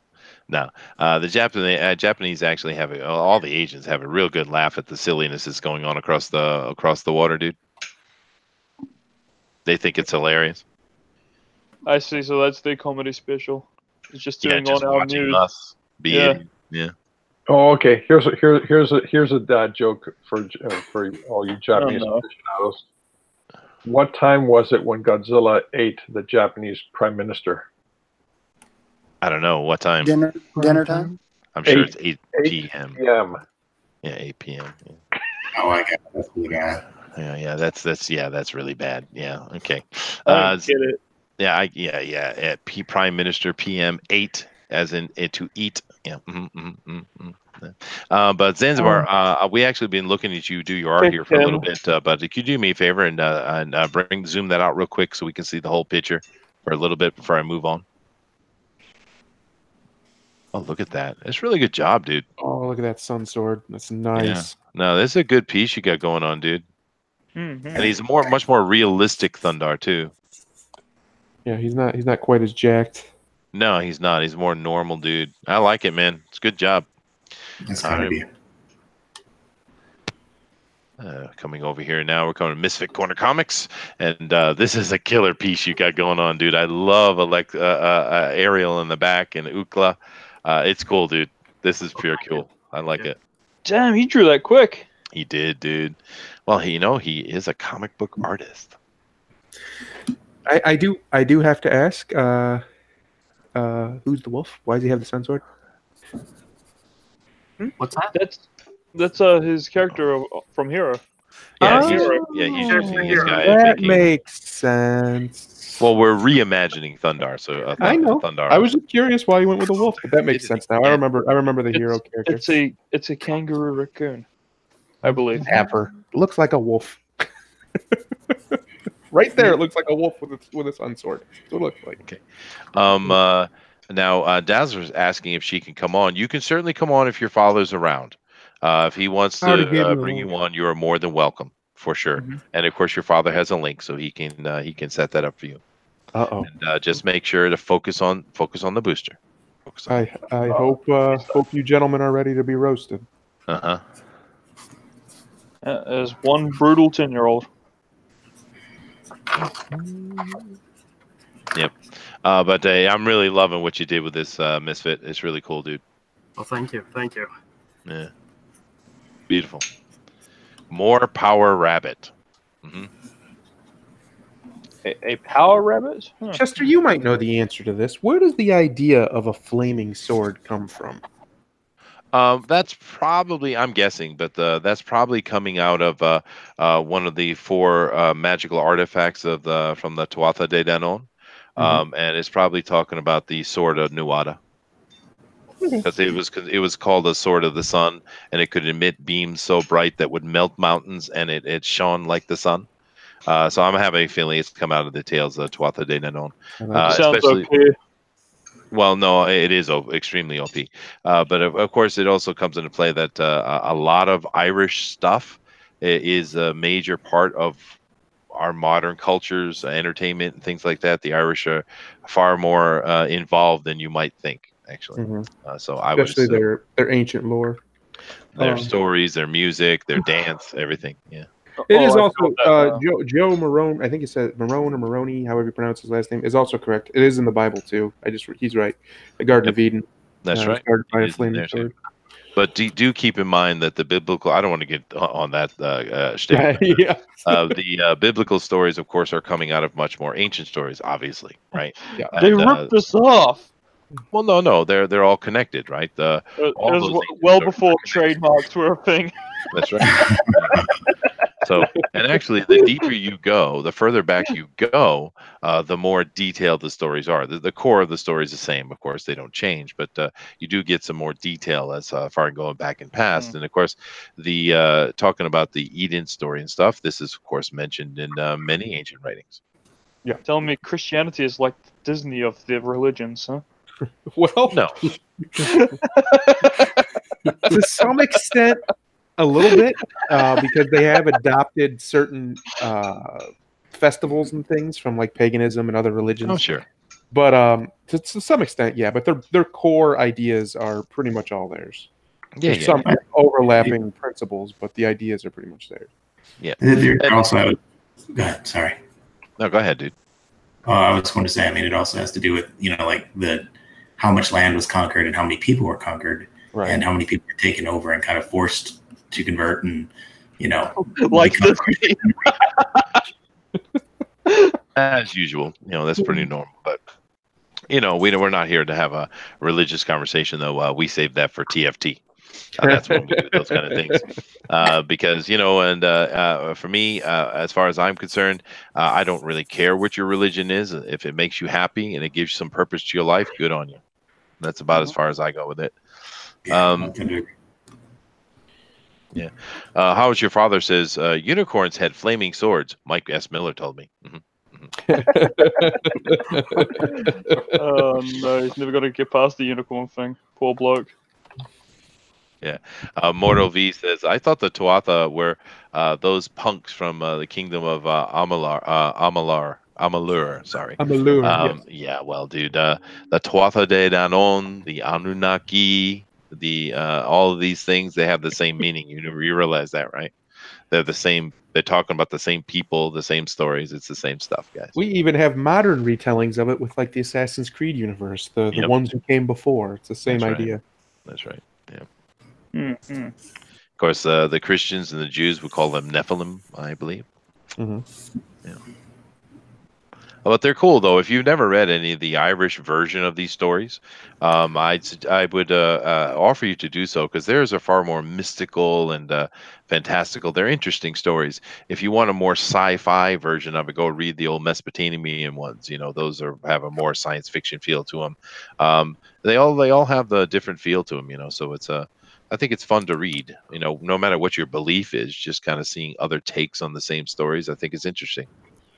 Mm-hmm. Yeah, I enjoy it anyway. But keep moving down the line here. Now I see that. Namaste. Let me see here. I saw it pop up. Don't interrupt. Hold on a second. Okay. Get down. Okay. Okay, here we go. He's getting her set up. I am showing George's art right here. He has himself a dwarf version of Thundarr, and he's got Ariel sitting up there and looking like a very attractive African lady. That's kind of cool. It's very definitely reimagined, that's for sure. So I know DeWolf is getting it set up, and he's going to drop the camera on here in a minute. So just whenever you're ready, dude. I'm just going down the line showing the art as usual. Mortal V says, "Oh, the Nephilim." So those freaky mofo's in the El Shaddai game. Okay, yeah. Many people take the old stories and put twist on them to make their own world. Why not? It's good fun, right? So I think the wolf is waiting on something. I'm not sure. All right. I'm loving this dragon Gary's drawing. Yeah, I'm just about to move over to Gary, actually. Is that now? You're the anthropologist, or you've studied anthropology. Is that technically a dragon without without four limbs? Isn't that a wyvern? Yeah, well, that has nothing to do with anthropology. Well, you know what I mean. You've studied mythology. ancient mythology. I have. I would say this is more of a weirvan. Yeah. Yeah. Well, regardless, it's awesome. It doesn't matter. It's cool. and besides, if you go back and you read actual anthropological text talking about stuff, it was simply happening in more modern times. You know, the 19th century, we simply went from the word dragon to dinosaur. That's all. Yeah. Right? Because it's not like they never saw those bones before. You know.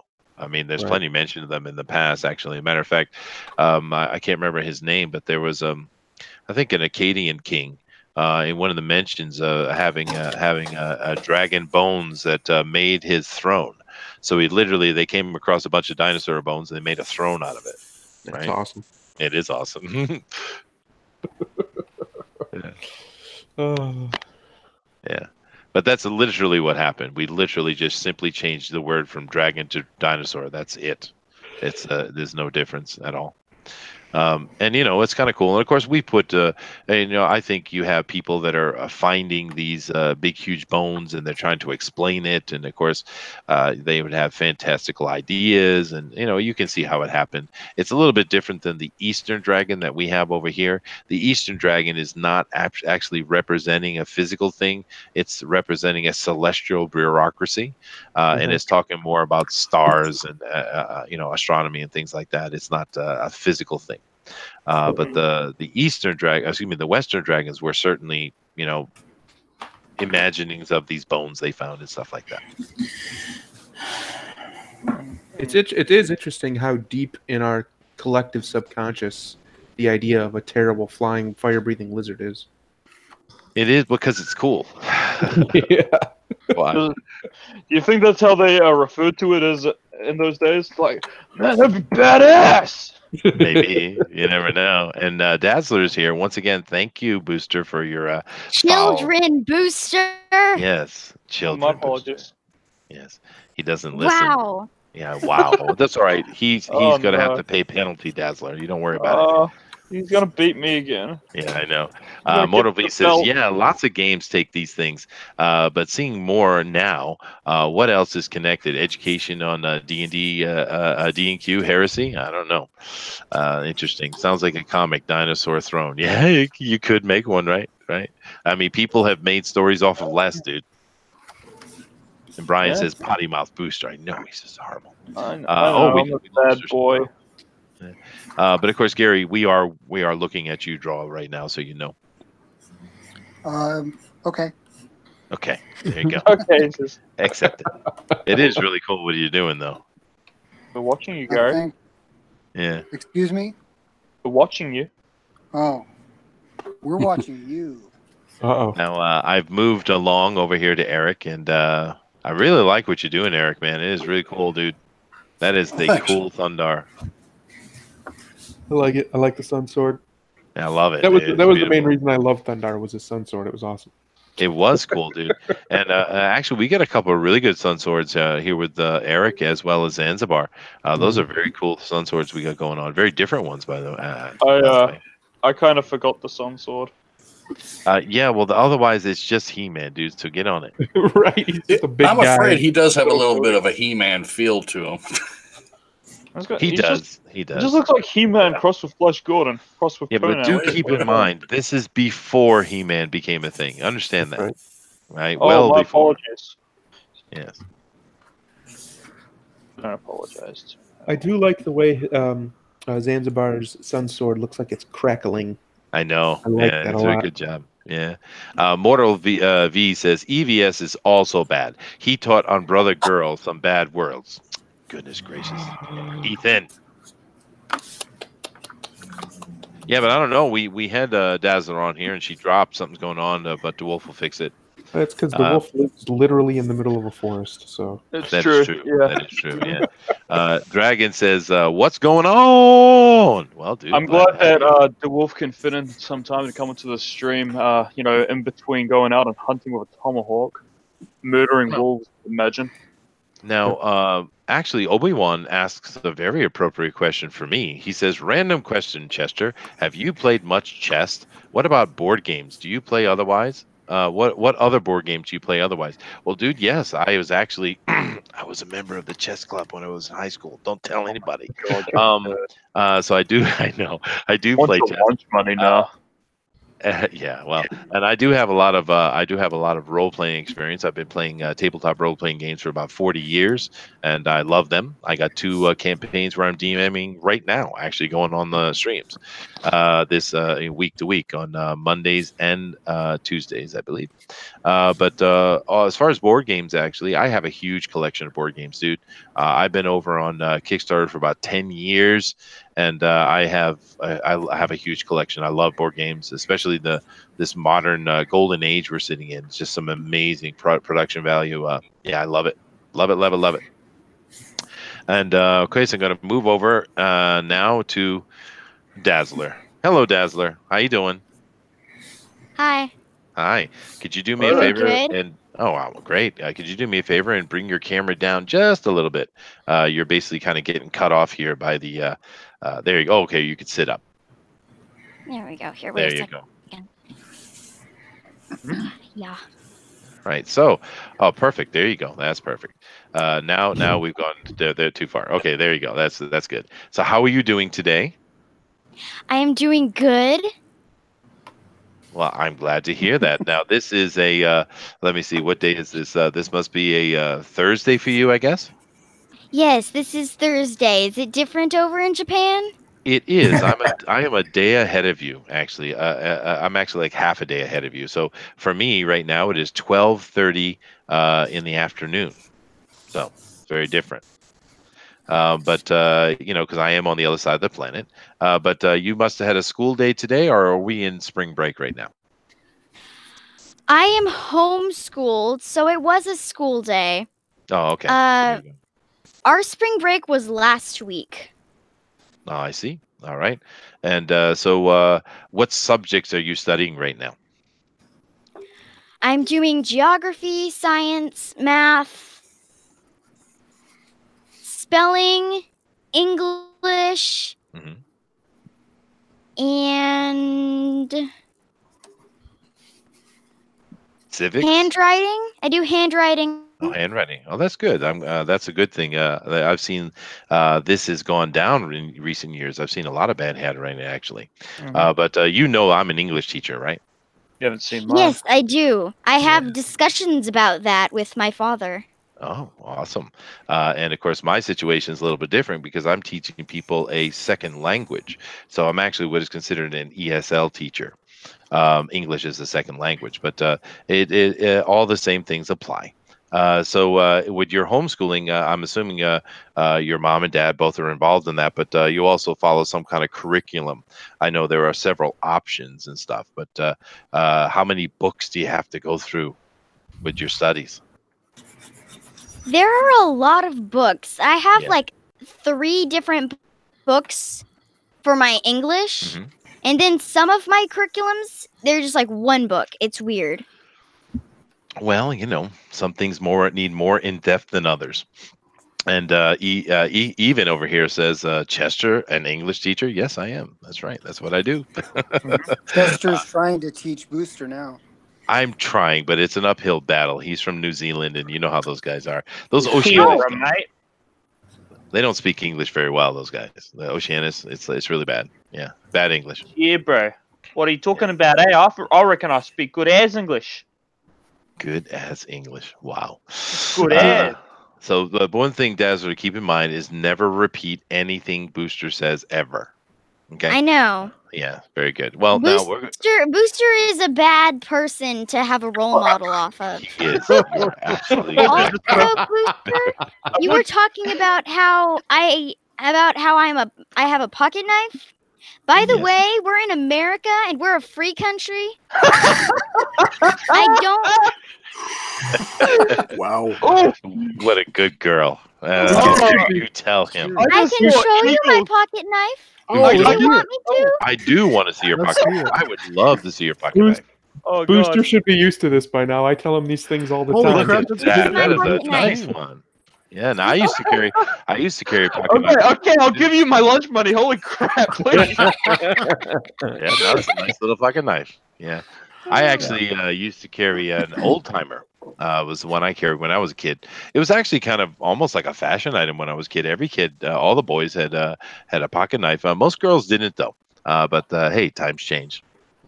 And watch out, she's got a knife. Yeah. And now it's interesting, Dazzler, because a lot of the people on here are from different countries, and where they live, they can't even imagine carrying a knife. But I understand. Is this their first time seeing a knife before? Maybe. It's possibly true. But now, Dazzler, what we're going to do is we do with every time you come on, we're going to go down and let you look at all the art, and we're going to get your opinion on how well they've done. Now, we are basically an hour and 20 minutes in, so these guys got about 40 minutes to finish it up, but still, they're pretty far along. Okay, so I'm going to start with these two on the end here that aren't actually part of it. I got to take off real quick. So. All right, well, let's take a look at your art here real quick, though, Brad, before you do. Sure. So now this is not part of today's thing. He's doing this to help me out, Dazzler. But what do you think? What do you think about this piece from Brad today? How's that look? Here, wait a second. Okay. I clicked over to Booster on accident. Yeah, you should never do that. That's a bad idea. Yeah. Oh, there we go. He's got a cyborg. He's got He's red really lights. cool. He is really cool. He looks like something that I would find in my brother's video games. There you go. There you go. It is really good. It's really nice. Now, I hate to do this to you, Dazzler, but I'm going to move away because Brad does need to leave. But I'm going to move away from this really cool little thing he's doing, and I'm going to go over here to Booster. This is Booster's Thundarr. So, give us your critique. What do you think? Made him a Can you booster. explain to me what Thundarr is for a second? Okay, Thundarr the Barbarian is a show that came out in the 70s, and in that show it was a post-apocalyptic world. Do you know what that means? Yes, I do. And in that post-apocalyptic world, you had a barbarian man who had a piece of technology he didn't understand. He had a woman who had mastered magic, and he had this kind of big bear man that was his friend. And they went and tried to help people because at that time, it was a couple thousand years in the future, so people had forgotten who they were. But there were certain people who had rediscovered ancient technologies and were using them in nefarious ways. So Thundarr was a hero that would go and protect people. Thanks. Okay. Thanks, Chester. That was really nice of you to say about me. Did I say Thundarr again? Thundarr the Barbarian. So that's what he's supposed to be. But Booster here, of course, I don't know what he's got going on. Is some kind of raining on him or sweating? I'm not sure. He's lathered in oil. Oh, goodness.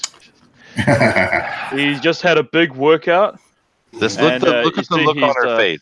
Look at the look on her face. Look what you've done. Look what you've done. Do I have to critique boosters? No, you don't. Let's get away from that very quickly. I'm going to go over here to Zanzibar. Now, Zanzibar, why don't you back that right up so we can take a very good look at it? Okay. Now you see, do you know who Conan the Barbarian is, or say He-Man? Have you ever seen any images of them?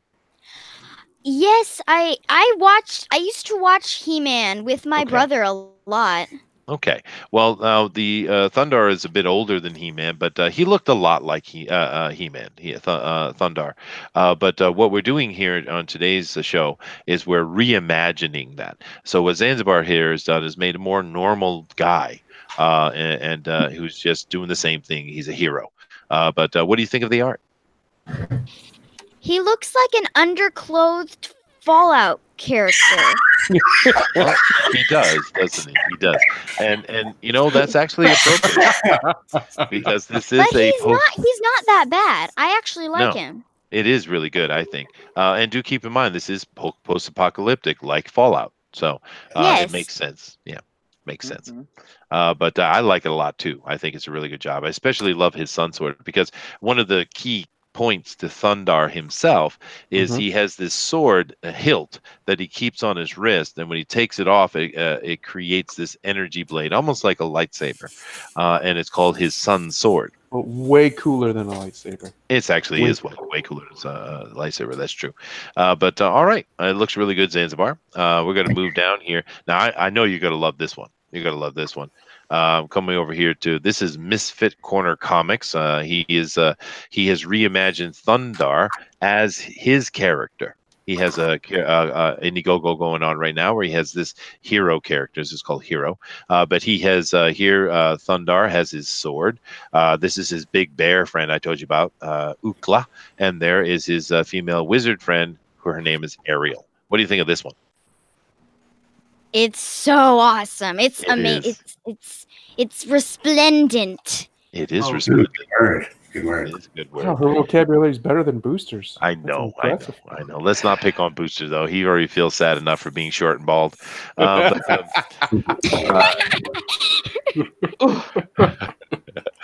yeah, you are absolutely Congratulations on getting a job, by the way, Booster. Yes, class for Booster. You're becoming such a big Kiwi. I'm a man now. He's a man now. Let's not get ahead of ourselves. Let's not get ahead of ourselves. But I agree 100% with you, Dazzler. Misfit has done an absolutely killer job. This is a beautiful piece, dude. This was it was a lot of fun. Yeah. It's wonderful. Ariel in the background, you know, whenever Bugs Bunny tries to, like, dress up like women? Mm-hmm. That's what she looks like. A little bit.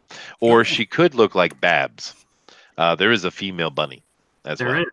Yeah. Oh, yeah. Okay, I think I've seen Babs before. Yeah. Ever seen the movie Space Jam? Oh, yeah, Babs is in there. Oh. I was also kind of thinking of a prettier version from Slappy from the Animaniacs, but Slappy's a squirrel, so... This is true. Slappy is a squirrel. You're absolutely right. Yeah. But it's cool, though. I think this is a really good piece that Misfit has done here today. But let's move down the line and let's take a look and see what George is doing. Now, George has gone a very different route. I don't know what he's doing, but he's done something different. What do you think here? He looks like a dwarf. He does. He does. He's a little dwarf man. He is. Yes, he's wearing socks and holding a teddy bear, and has glasses. Why is he holding a teddy bear, though? Good question. Well, he's so strong and macho that he doesn't care that other people think he's a wimp. Oh, I see. But he's not a wimp. He's not. Exactly. Yeah. He's that tough. He is so tough that he can carry a teddy bear into battle. I don't know how I feel about that. Yeah, me either. Right. Is it his emotional bear? Probably. That's right. Exactly. Maybe he has some mental problem. He does. Now, actually, Immortal V, you make a very interesting point. He says, "Why isn't Chester a B anyway? Buzz B." You know, actually, I am. My English school that I own a private English school here, right? And the name of my English school is Buzz B Akaiwa. So yeah, I actually do use that imagery, dude, for sure. Why wouldn't I? Yeah. But okay, she's confused. So we're moving on.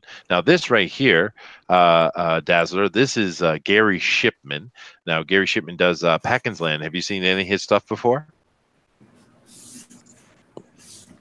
No? I haven't seen any comics or anything. Okay, well. Hi, Dazzler. But my dad has a book with your art in it. Oh, there you go. It does. There you go. Awesome. And I really like your Princess Leia.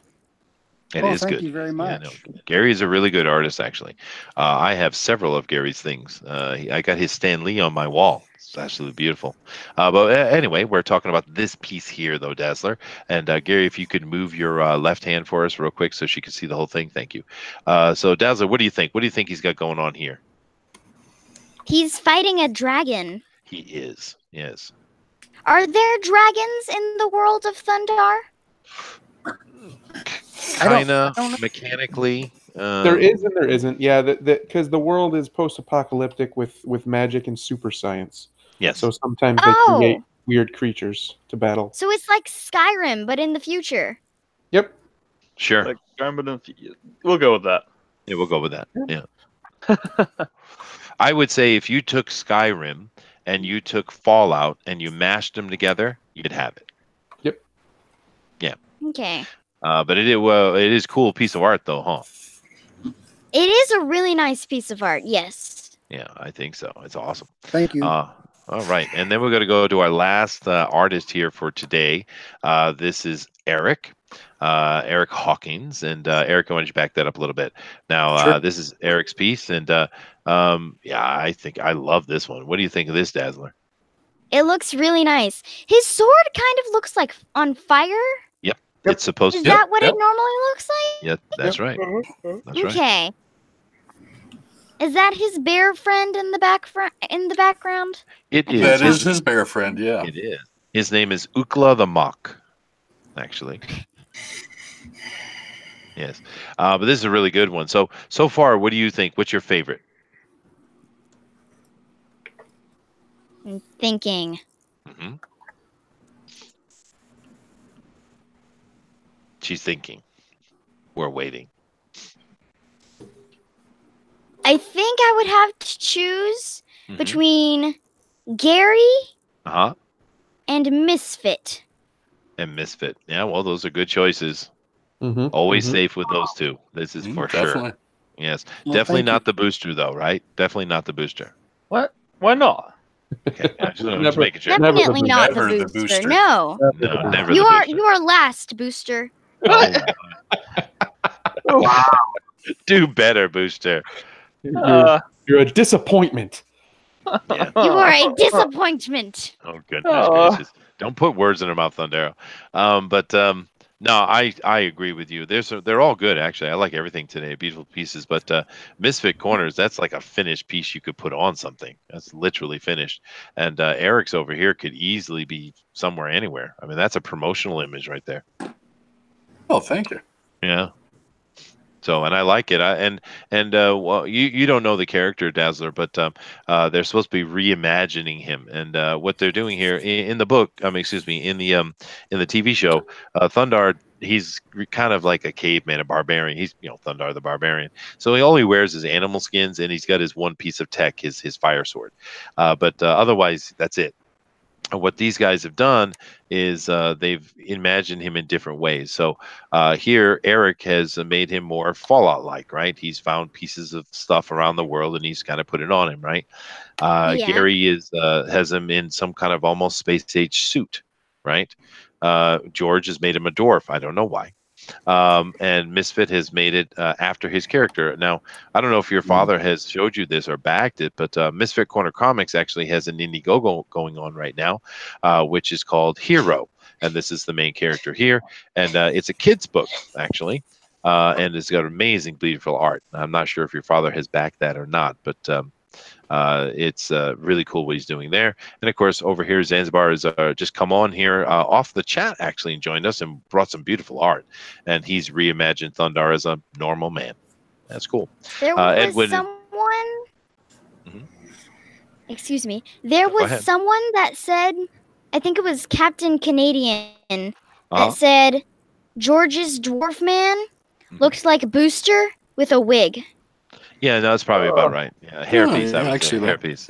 Yeah. George, where did you get a hold of my photos? I know, right? That's just a normal sized woman. Long and hard. When you were absent, I was in need of a booster hit. Well, there you go. There you go. Bad puns again. Your father has been infectious, Dazzler. He is the king of dad jokes, I have a joke, actually. You guys were talking about jokes, and I was like, oh, there's this super funny joke. Okay, let's hear it. Somebody might have mentioned it, but it goes, 3 men walk into a bar. One says, ouch. The other one says, I want a Diet Coke. And the other one ducks. Oh, dear. Wow. Yeah, you should probably not talk to your dad as much as you do. But anyway. He's part of my everyday life. I Yes, I can't know. help it, I know. Chester. I'm sorry. I'm sorry. Edwin Boyette is in here, and he Blink says that. Oh twice yeah, if he's Eric. holding you hostage against your will. Blink twice. Edwin says that. Oh yeah, Eric does some great stuff. Yes, he does. Edwin follows it up with a. Hero is a gorgeous epic adventure. Yes, it is actually. Misfit Corner's book, all going on Indiegogo, which I know our mods are putting those links up here for everything, and but definitely go check that out, man. That is a gorgeously beautiful book that Misfit is working on there, and you could tell from his art right here. You can see it.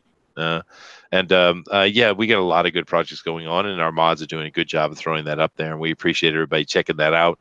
Of course, Brad was on here earlier with his handyman. George, of course, has his joking, which is in demand. You also have a project that I am part of, where the Tales from Beyond the Gate, and that's like the first joint project from people all across the indie community here. So definitely go check that out. There's a bunch of projects going on, and of course you can find all those projects very quickly and very easily by going over to IndieCron. And IndieCron has it's a quick link, and you can get over there real easy to see what those things are. So there's cool things. You also got Mike Angerhauser's Black Forest, etc., etc. But of course, our mods are doing a real good job here, and we appreciate all the support you guys are giving to these artists. So we are sitting exactly 25 minutes out, guys. So we're getting close, but it seems like a lot of the art is actually kind of near end already, actually. I mean, is anyone, it looks like Xanabar is still working. Misfit is basically done. George looks done. Gary is getting near done. Eric looks done. So you guys are actually ahead of the pail today. They are doing a fantastic job, even. Every They single are. one of them. Well, I mean, besides Booster, but everybody else. That's true. But in truth, though, Booster has improved, actually. And he is using far inferior tools. He is, and I'm kind of thinking that Booster needs to upgrade. I really think you need to drop the M's paint, and you need to bring it, dude. Chester, I will drop my M's paint when I die. All right, from your cold dead hands, huh? It's cold, dead, very small hands. Yes. Yeah. Dragon says, an atheist, a rabbi, and a priest walk into a bakery. No joke. That literally happened in my life. Yeah. Actually, you'd be surprised. You get mixing of priests getting together more often than you think. They actually come together and chat all the time, dude. They sure do. I lived in New York. I would see, Catholics and rabbis and stuff together all the time. The church I grew up in, the pastor of that would go speak with the local imam all the time. Yeah. They would go have conversations. Okay. I don't know what has happened, but it looks like her video froze out again. Oh, there you go. You're back. You're back. All right. But anyway. I'm back. You are back, yes. The great Gary Shipman, and this dragon he is drawing is absolutely spectacular. It is spectacular, yeah. It is cool. He's just been quietly plodding along and bringing that thing to life. Yes? I would just like to say, my dad just mentioned to me that's a card. It's not even a piece of paper. No, it's not. It's actually 3 little trading cards taped together. It's a card. Yep. Yep. It's called a triptych. Oh yeah, you want to see the other side? It's actually 3 cards that I stuck together. It's cool, huh? So here's one of them by itself. That's very cool. Even more impressive. It's still not even a full piece of paper. Yes, you're right. But of course, Gary is a really high-end artist, though, Dazzler. He does some amazing things. You've seen his art, you know. So, but anyway, of course, today we're sitting here. Why isn't he on Road Edition? He is actually. He's just over here helping us out today and joining us because we like to talk to Gary from time to time. And Gary actually has a really good project going on right now. His Packin's Land, which is a comic he created. Ooh, how long ago, Gary? Ooh, like maybe over 20 years ago. But he has a whole bunch of comics from this story. It's almost Narnia-esque. Do you know Narnia? The Chronicles of Narnia? Yes. Okay. I'm reading Narnia actually. Oh, there you go. It's similar to that. It's different, but it has that kind of feel a little bit. But he wrote a whole bunch of series of comic books on that, and what he's done is he's collected all those old books, he's remastered them, and he's put them in this giant book we call an omnibus, and it's 400 pages of awesomeness. And he has an Indiegogo going on right now, and I know that's Humphrey just dropped that link right there, and definitely go check that out. And he's got it down there for a really good price. How much you charging for that 400-page book, dude? Well, you can get it in a soft cover for $40, I believe. If you want a hard cover, it's more, obviously, like in the 75 range. But then there's even a limited edition, which will be limited to the amount that sell on the Indiegogo campaign. So once that ends, that's the limited edition, and they'll be signed, and I'll do a drawing on the cover and all kinds of stuff with it. But it's like over 415 pages, so it's going to be a nice thick volume. And if we reach certain stretch goals, I'm going to include like the before and after of the remastering pages in like as a bonus. Yeah, no, it's a really cool project he's got going on. Of course, all this is led up. I mean, he did his sketchbook, and then he's got the omnibus, and all this is building up to the release of new Packins Land comics that are going to be coming out soon. So it's a very exciting project he's got going on, and it's really cool to see it coming to fruition finally, huh? Yeah, it's been. I think I've heard of. What has it been like? Sorry, you can say what you want. He's doing some kind of stippling technique. I think I've heard of Packins Land before. Oh, really? Well, your father might have some access to it. I think he got some cards in his sketchbook. Yep. Oh yeah. I added the trading cards to the sketchbook. So basically, those trading cards that you have, those are the same size as one of these cards that I'm drawing on.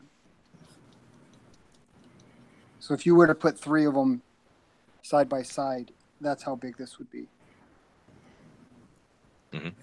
Now, Roger Heller says, this girl reminds me of Punky Brewster. Yeah, kind of. Yeah, she does have that vibe a little bit. Dragon says, pretty sure that isn't a dragon, but a wyvern. Yeah, we discussed that already, but it doesn't matter. It's all right. Good enough. And actually, I would say a wyvern makes more sense for Thundarr than an actual full dragon, really. Yeah. The robot, yeah, exactly. There's a lot of tech they put in that story. It's really cool. I'm actually going to have to go back and rewatch it. I know someone on here earlier had said that they have the complete DVD collection of it, so you can buy them. That's cool. But because it's been a long time since I've seen Thundarr, man. Goodness gracious. What are some other shows, those old type shows you guys watched in the past that you liked? Like Thundarr. We watched a lot of Animaniacs. That was a good show too. It was. What about the rest of you guys? You guys watch Johnny Quest? Johnny Quest, definitely. Yeah. Have you guys seen the Looney Tunes? Yes, we have. I don't know if it's super old. But I love Looney Tunes. Looney Tunes is awesome. Isn't it hilarious? It's so hilarious. Yeah. I love Daffy Duck. He's so funny. He is. And actually, I was talking about that earlier on my show. Looney Tunes is pure genius because they found this just perfect balance between children's entertainment and adults entertainment. Just absolute genius work that those guys did, and it's eternal. Yeah, it's amazing. Absolutely. How about you, Thundarr? I know you must have a selective choice. Oh, I have numerous. You have Thundarr. Are we talking about from that specific era or just period? No, my favorite cartoon of all time will always be Popeye. Popeye. Popeye cartoons are spectacular. They're always a good time. The animation quality is actually amazing, considering the fact that it's all done by hand. It's just great. Popeye's a fantastic character. Popeye is awesome. What do you think, Zabar? What's your favorite old show? Smurfs. Smurfs. Cool. Can't go cool. wrong with Smurfs. And you said you were watching Smurfs, Dazzler. Yes, I used to watch Smurfs all the time. Smurfs are good. Yep, they definitely are. Phaser 1X says Speed Racer. Good one. Captain Canada says Saber Rider and the Star Sheriffs. Yeah, dude, that was a good one too. Herculoids. Go ahead. Say it again. Do you guys remember a show with I guess there was some like a red-faced scary gosh, I forget it. I can't think of it. Monstar, Silverhawks. Maybe it was like this cool red-faced thing that looked like a little pointy face. I remember watching that show. I think it was pretty cool. Maybe it's Monstar from the Silverhawks. Maybe. But Silverhawks were great.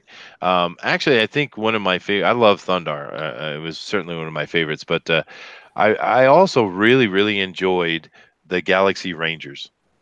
I really liked that show a lot. You know, another one was really good, and unfortunately, it didn't last very long because it got sued, and they pulled it off the air. Was Mighty Orbots. That was a really good show. Actually, it was high end, but unfortunately, they got like I said, they got sued. So. It is what it is.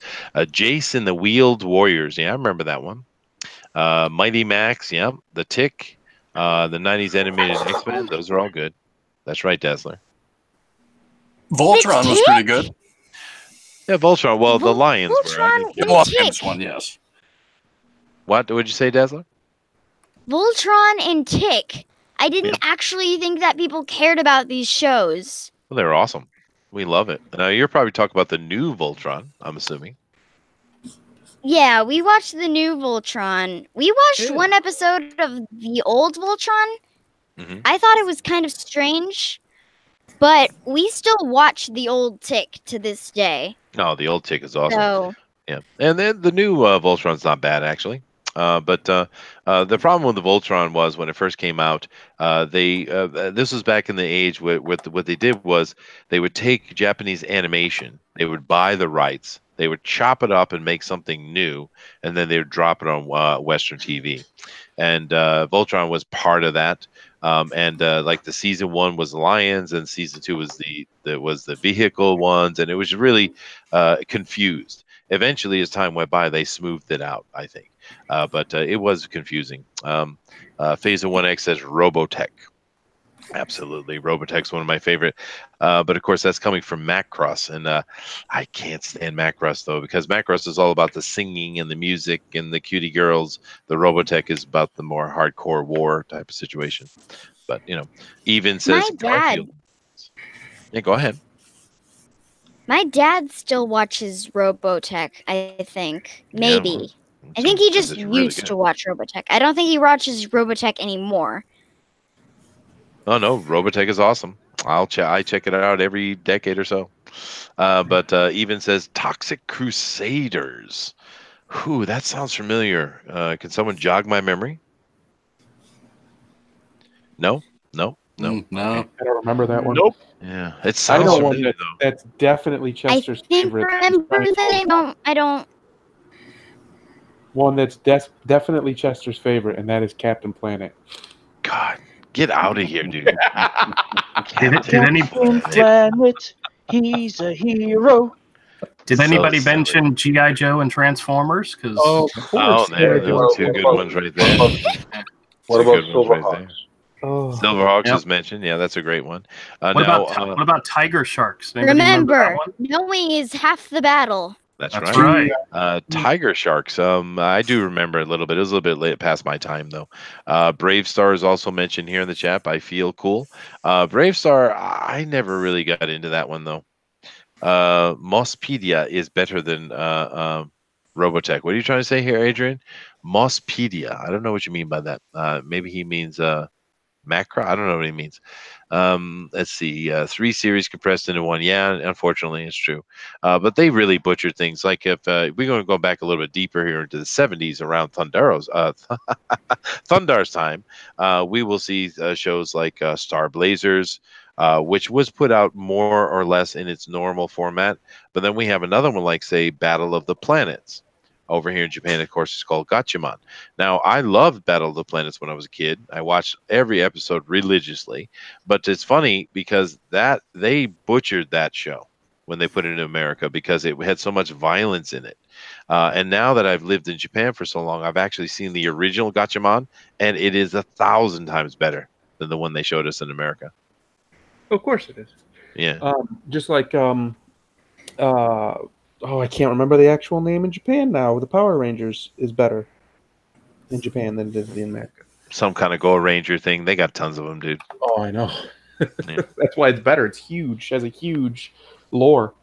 It does, and it's kind of cute actually. Over here in Japan, we still have I don't know. I'm sure a lot of the smaller places in America still do this, but we still have kind of the community fairs, the community festivals that go on, and when they have those, they'll put up this little stage type of thing, and it's quite common to see some manner of Go Rangers on the stage, and them all dressed up in the costumes and doing stuff, and the kids are just sitting there all excited watching it on the stage, and Nice. but yeah, it's part of the culture for sure. Nice. Yeah. No, Mortal V is giving us information here. He's saying that Toxic Crusaders was based off of the Toxic Avenger. Ah, there you go. Okay, I remember now. Thank you. Scientist, junkyard dog, human, a pilot with a giant nose. Yeah, I remember now. Misfit Corner, who's sitting in here, should just say it instead of typing it. He says the Snorks. Snorks. Sorry. I love the Snorks. Yeah. Yeah. Does anyone remember Speed Buggy? Oh, of course, dude. Oh, Speed yeah. Buggy is awesome. And then, of course, you have one for the young women. You have Sailor Moon. It was huge. Sailor Moon. Yeah, Still big huge. hit. Yep, it's true. Mospedia is what they took from the to crunch into the season 3 of Robotech. Oh, I didn't know that. Thank you. I know of Sailor Moon, but I've never really watched Sailor Moon. Oh well, you'd probably it's basically you'd probably like it. The girls enjoy their fashion, and there's like this mysterious magical guy who's kind of a bad guy, but they kind of like him. You know, it's kind of that kind of thing. But yeah, Sailor Moon's big hit.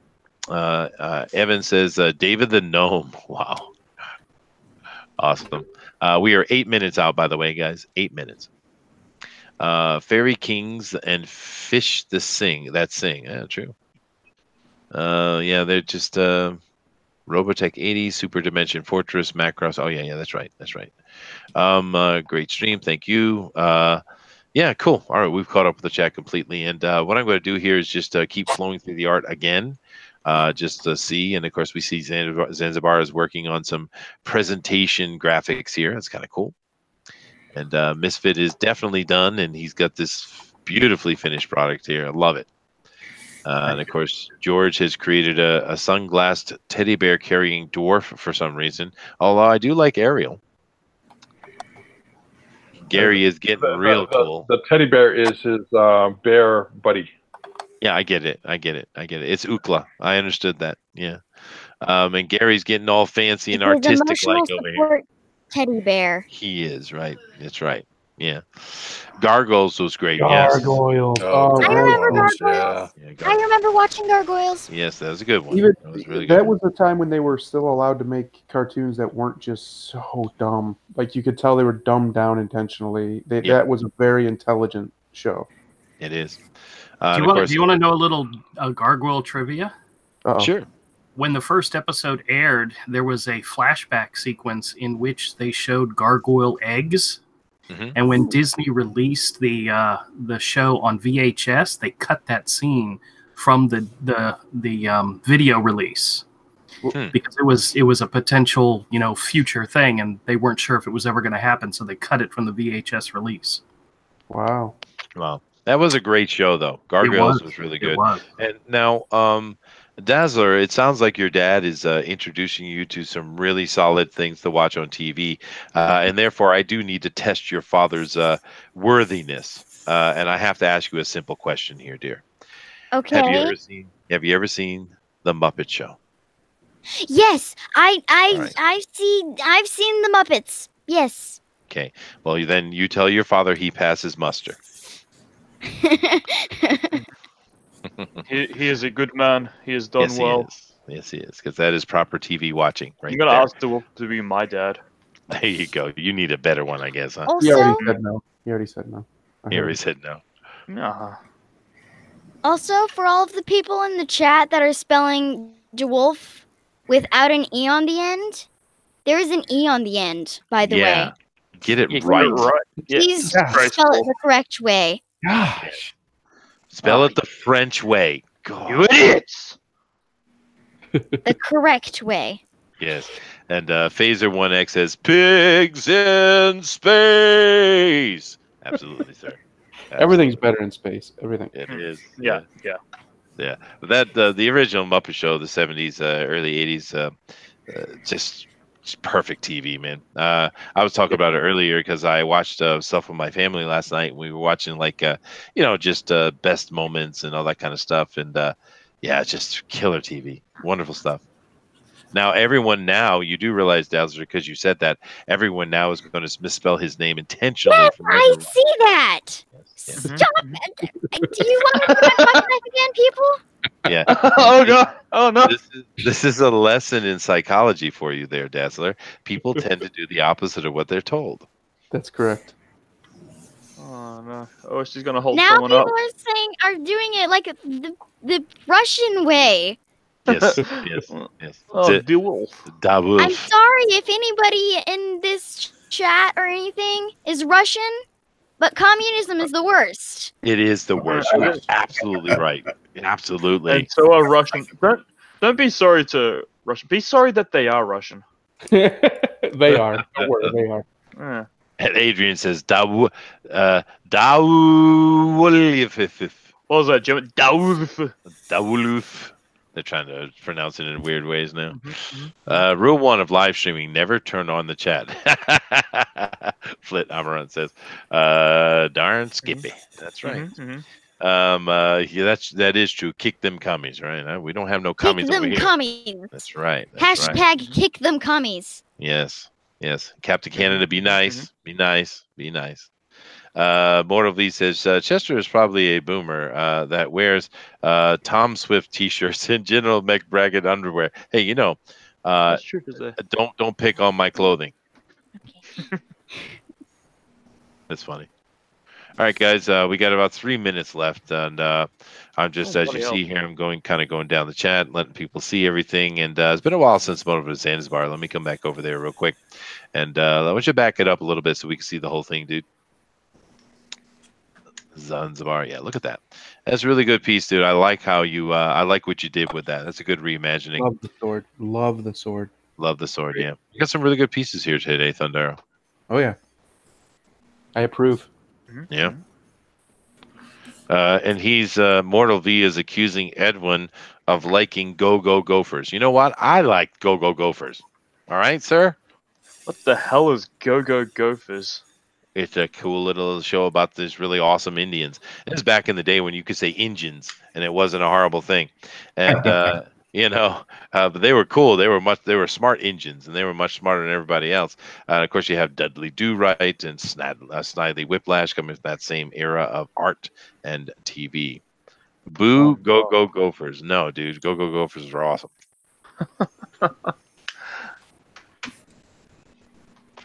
Hey, no one mentioned the Flintstones. Oh, look, now Dinah's here. You're right, dude. And the Jetsons. And the Jetsons. Actually, which one do I like better, Jetsons or Flintstones? Jetsons, maybe. I don't know. The Jetsons are pretty cool. The Jetsons are awesome. Dina is in here now. Bad things are going to happen, I'm sure. Goodness. Too late. We're literally a minute out. Of course, Rocky and Bullwinkle, very, very true. Hercules were already mentioned, but you can mention them again because they were awesome. But what I'm going to do here is Booster, of course, has the straw poll ready. Huh? Right. Straw poll. Oh, yeah, of course. He's good. And Dina says, I did nothing wrong. It's all your fault. It's true. It's always Booster's fault. We've decided that. Probably my fault, yeah. All right. Now, we do have a smaller collection of art today to vote on, but that doesn't matter. They're really good pieces. So I'm going to go here, and as soon as I say we're done, which is going to be in a matter of seconds. So if you guys got any last touches to do them now. And there's definitely a fun show. We got to talk a little bit about nostalgia. We got to see some really cool versions of Thundarr, and we had a very young critic come on and give some very enlightened opinions. So thank you very much, Dazzler. Of course. By the way, Chester, I'm 11 now. You can stop calling me 10. I shall call you 11. Oh, you don't want to misage her. Oh, no. And you can give me monthly updates so I can call you, 11.2 or 11.4. No problem. Quick scream. No, dude, it's actually a standard stream. It's just we're having a lot of fun. That's what happened. So awesome. All right, guys, it is time to put those pencils down in 5, 4, 3, 2, 1. Pencils down, erasers down, everything down. Stop what you're doing, Gary. I see you. I see you over there, Gary. Gary. I will delete you from this poll, boy. You know, I'm not in. Oh. I know, dude. I see now, Booster, huh? What? And yes, you're getting happy birthdays from the chat, by the way. So happy birthday to you. Oh. Yes. Why, thank you. Also, thank you for not calling the dwarf thing again. Yes, don't do that. Don't you mislabel his E. He needs his E. And Eric says, kick Gary. I don't think we'll do that. But anyway, I'm going to go down the line here. We're going to take a look at this art, and then Booster's going to drop that straw poll. We have 44 people watching, so I expect 60 votes as usual. And, we'll get it, so no worries about that. But this right here is from Zanzibar, who joined us from the chat today. Very happy to have you up here, dude, by the way. You will have to, later I'll give you a link and make you part of our Discord so you can join anytime you like, dude. But this is a really cool piece, man. Tell us a little bit about it. This is Thundarr the Barbarian, the cat guy. I don't remember his name. He fell down a well, so it's just him it's just Thundarr and the chick. Ariel. Her name is Ariel. Yeah, and she's trying to help him through this trying time, where he looks off into the distance in the cityscape in the background. So that's a beautiful piece, dude. I love it. I love Fantastic. It is very cool. And it is a reimagined Thundarr for sure. Then, of course, we have another great reimagining over here with Misfit Corner Comics. Beautiful piece. He's got all 3 characters in there. He did it in like an hour and a half, by the way. This was finished.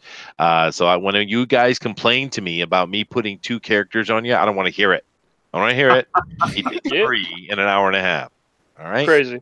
So you've ruined the future for everybody else, Misfit, just so you know that. Plus, this is 11 by 14, so I did it on a larger scale than I normally would. So. Wow. Just putting it on you guys. Just putting it on you. Yeah, but it is a kill. That is so killer, dude. Really great job. Can you look at him? Wow. Yeah. But this is Misfit Corner Comics, guys, so if you want to vote for that. So we have Zanzibar, and then we have Misfit. Then we have, of course, George here, George Gatsis. He's got a reimagining of Thundarr as a dwarf, and he's got Ariel sitting out there just chillaxing as she does. So that is a fun piece, too, George. Why don't you tell us a little bit of what you were thinking here? Well, yes, I wanted to make him more of a barbarian than what he was in the TV show. I also wanted to bring him a little homey. So he's wearing socks, and one of them has a hole, which shows his toe. His bear partner is a teddy bear instead of an actual large grizzly bear. And yes, he does have his sword. And he needs glasses to see because his vision as a Neanderthal is not as good as a Homo sapien. Yeah, his sword isn't on fire. It isn't on fire, and I don't understand why dwarf equates to barbarian, but rock on, I guess.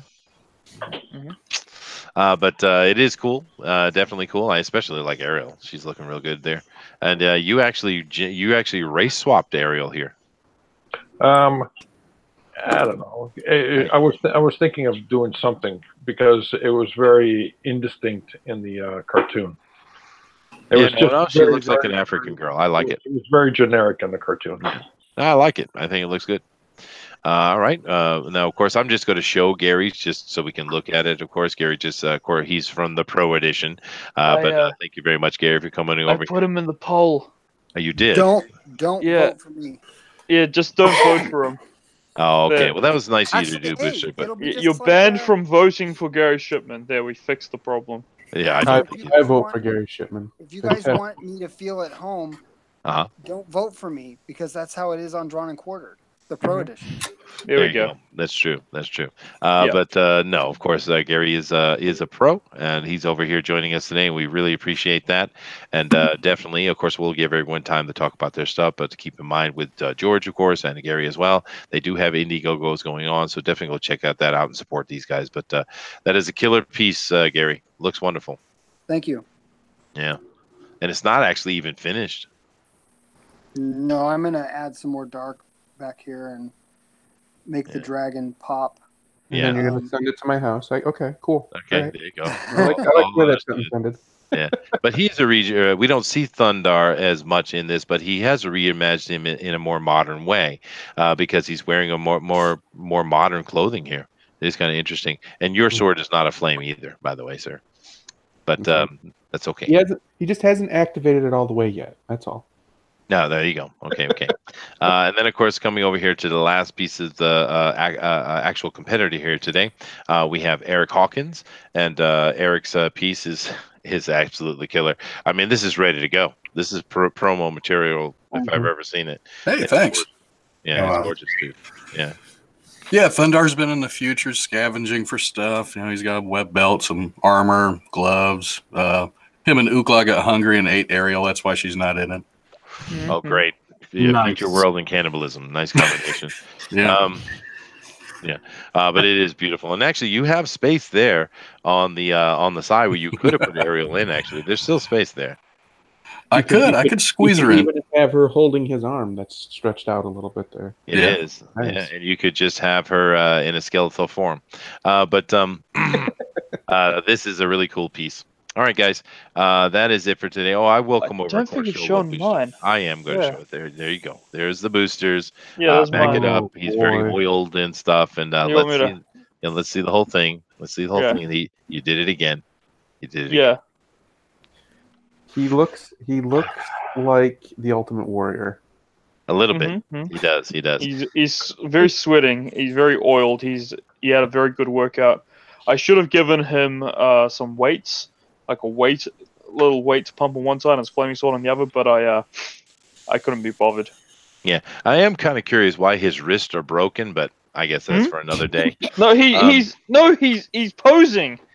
Is that what he's doing? He's peck revealing, I guess. Okay. Yeah. So now, Dazzler, what I need you to do is I need you to say, "Bad booster, bad." Bad booster, bad booster. Bad. Oh. And for breaking Thundarr's wrists. Bad. That's true. That's how you pose with the arms. All right. Now, guys, Booster's going to drop that straw poll. Get over there and vote. And I'm not going to white box anything now. And you guys just talk, and we'll see your art as you speak. Okay? Go ahead, Booster. All right, I'm doing it. I see it. You see it? Mm-hmm. Maybe I'll even vote today. Oh. Well, now we're getting serious. Yeah, I don't usually vote, but I think I might today. Just today? It's tough, though, man. There's some really good pieces. This is a tough one. It is tough. They're all really good. They are. Just keep in mind, I messed up the poll, and you're not allowed to vote for Gary Shipman. And they're voting for Gary Shipman. Yeah, you're banned from doing it. You're banned. See, all these people want you to send me that, Gary. You guys are going to make me feel unwelcome if you vote for me. Yeah, there you go. Don't vote for. You don't want to do that. Yeah. But no, it's coming along. Now, we only got 12 votes in there, and we have 44 watching. So, as I said before, I want to see 60 votes in there. 60. 60 right. votes. So get on it. Because we know you people cheat. We know. Disgusting cretins. It's true. It is true. Yeah, yeah. Sure. Hey, Gary, if you win, you can draw 2 drawings next week on the Pro Edition. There you go. Yeah, maybe I could get in as a fan. That'd be Good. awesome. Yeah. Absolutely. Yeah. But I don't know if that'll fly because Edwin is watching. He is watching. Uh-oh. Yes. Keeps an eye on us over here. He's going to be judging me. I like Zanzibar's sword better. Much better. Yeah. In fact, that's the best sword out there. But Eric's overall theme is great. Yes, it is really good, and I love what Misfit has done. Yes, absolutely. Thank you. In very little time, mind you. Yeah, just the level of detail he got into that in such a little amount of time is worth a vote. In all honesty, it's very impressive. And actually, George has got a really good aerial. I like his aerial best, actually. Well, I like Misfit's rabbit version too. That's cute too. But and of course, Eric just went Nader. So In his version of Thundarr, there's no woman allowed. All right, no woman. Yes, I loved Ariel though. She was cool. Sounds like a good world. I should have drawn a drumstick in his other hand. Oh, goodness gracious! Going. I can't remember if actually I know I liked Ariel, but I think it was actually that ISIS show. They couldn't get the rights. They were going to do Wonder Woman. They couldn't get the rights, and they did ISIS. But I love that lady. It came on after Shazam. Yes, it was much better. Chester loves ISIS, confirmed. Hey, dude, that was probably my first little boy crush, I'd say. I don't think I've ever seen that show. I've heard of it, but I've never seen it. She was beautiful. I remember. Okay. I just voted, by the way. Oh, okay. Who did you vote for? Am I allowed to say that? Of course you are. This is America. I voted for Misfit. Oh, there you go. There you go. I think you just secured his victory. I think you did, yeah. Yeah. But we did really good pieces across the board here, which is usually the case over here. I mean, not every single week, but pretty much they're all really solid. And it's really cool what the type of art we produce over here and send over to the Pro Edition. Of course, keep in mind, guys, that this here actually has a real prize, right? The winner of the straw poll will actually get a seat on the Pro Edition and be able to get over there and promote themselves and occasionally get the opportunity to draw with some actual legends like Gary Shipman. He's here with us today. As a fan. Wow. As a fan. The living legend himself. Yeah. I'm not a legend. Take the compliment, Gary. You are to us, Gary. You are to us. We love you, Gary. Chester, we do have a draw at home, people that are using the hashtag DNQFE. Yeah, please go ahead and put that up and show it while we wait. It's just the one guy, but he did it. Oh, well, okay, that's fine. No, we need to announce it. Is what we need to do because I think that's the cool idea that Edwin had. It is. So here is our Ookla, I believe. That's pretty awesome. No, we'll draw along Thundarr wearing Ookla's head. I knew that. I was just testing you guys. So this is a more realistic depiction. I got you. That's probably what would happen. But hey, is that Booster's drawing? No, this is not. Who is? Okay, this, good. I thought that Booster actually had talent for a second. No, he has no talent at all. Who drew this, by the way? Wow. Where is he? A JCM, Joe Morone. Cool. Oh, he was on here earlier. Yeah. He's right here right now. Yeah, cool. Yeah. And he gets bonus points because he has the fractured moon in the back. Yeah, exactly. No one used that motif. I'm surprised, right? I know, it's such an iconic part of the whole thing. Yeah. Destroyed moon. I forgot about that. Yeah, that's the. Let's see if we refresh this. If anyone else did anything. No one else did. You're all useless. Well, we didn't announce it. We need to set that up next week. You got to remind me to do that because I think that's a cool idea. Yeah, Dazzler, with Thundarr, actually, the way it starts out is a giant comet passes between the Earth and the Moon. And it causes damage to the atmosphere, but it also destroys the moon, which of course causes all kind of havoc. So the thing that makes it a post-apocalyptic story is not war. It's none of those things. It's just some freak accident. It's just a comet. But the moon is very important. It is. It is. It moderates our oceans, actually. Yes. And you know what? It's perfectly in the position to do so. And it also is perfectly the same size in the sky as the moon. You should ask your father what that means. And wait, I didn't hear you. There's George. somebody making a ton of noise. It's George. It's always George. God's name is happening over there. Did the comet come by? What's going on? It's not me, guys. I'm in the middle of cooking, so I muted my microphone. You didn't. Yeah, a little too late. Problem. Yeah. What are you? Wait a minute. What are you cooking? Well, guys, we were up to 57 votes over here, and we're 3 away from me stopping the poll. 58. We're getting there. We're getting there. And as I said, we always have more votes than we have people. We got 45 in here, but 58 votes. Isn't that awesome? How the world works. 59. We're almost there. We're almost there. One more vote. One more vote. This is super neck and neck. It is, dude. It is. Yeah. Oh, this is insane. Yeah. And boom, there it is. Wow. Wow. One vote, actually. And then a vote just popped in that tied it up again. Right after. But I called it at 60. So I'm gonna stick with that. All right. So let me come through here, and I'm going to talk about everybody. Although it is tied right now. Wow, I did call it at that moment at 60. So we'll go with that. And of course, give Eric a chance anyway. It's interesting how that turned around, though, dude. Oh, and now it's picking up more. Okay, whatever. Anyway, let's start down the bottom in the 1, 2, 3, 4, 5th place. We have Zanzibar and his Fallout Reject. It's really nice, Booster. Really nice. Picked up 3 votes, though. And since you weren't supposed to be voting for Gary anyway, I'm going to take all of Gary's votes, and I'm going to give them to Zanzibar. So 7 votes for you, sir. 7 votes. None for Gary. None.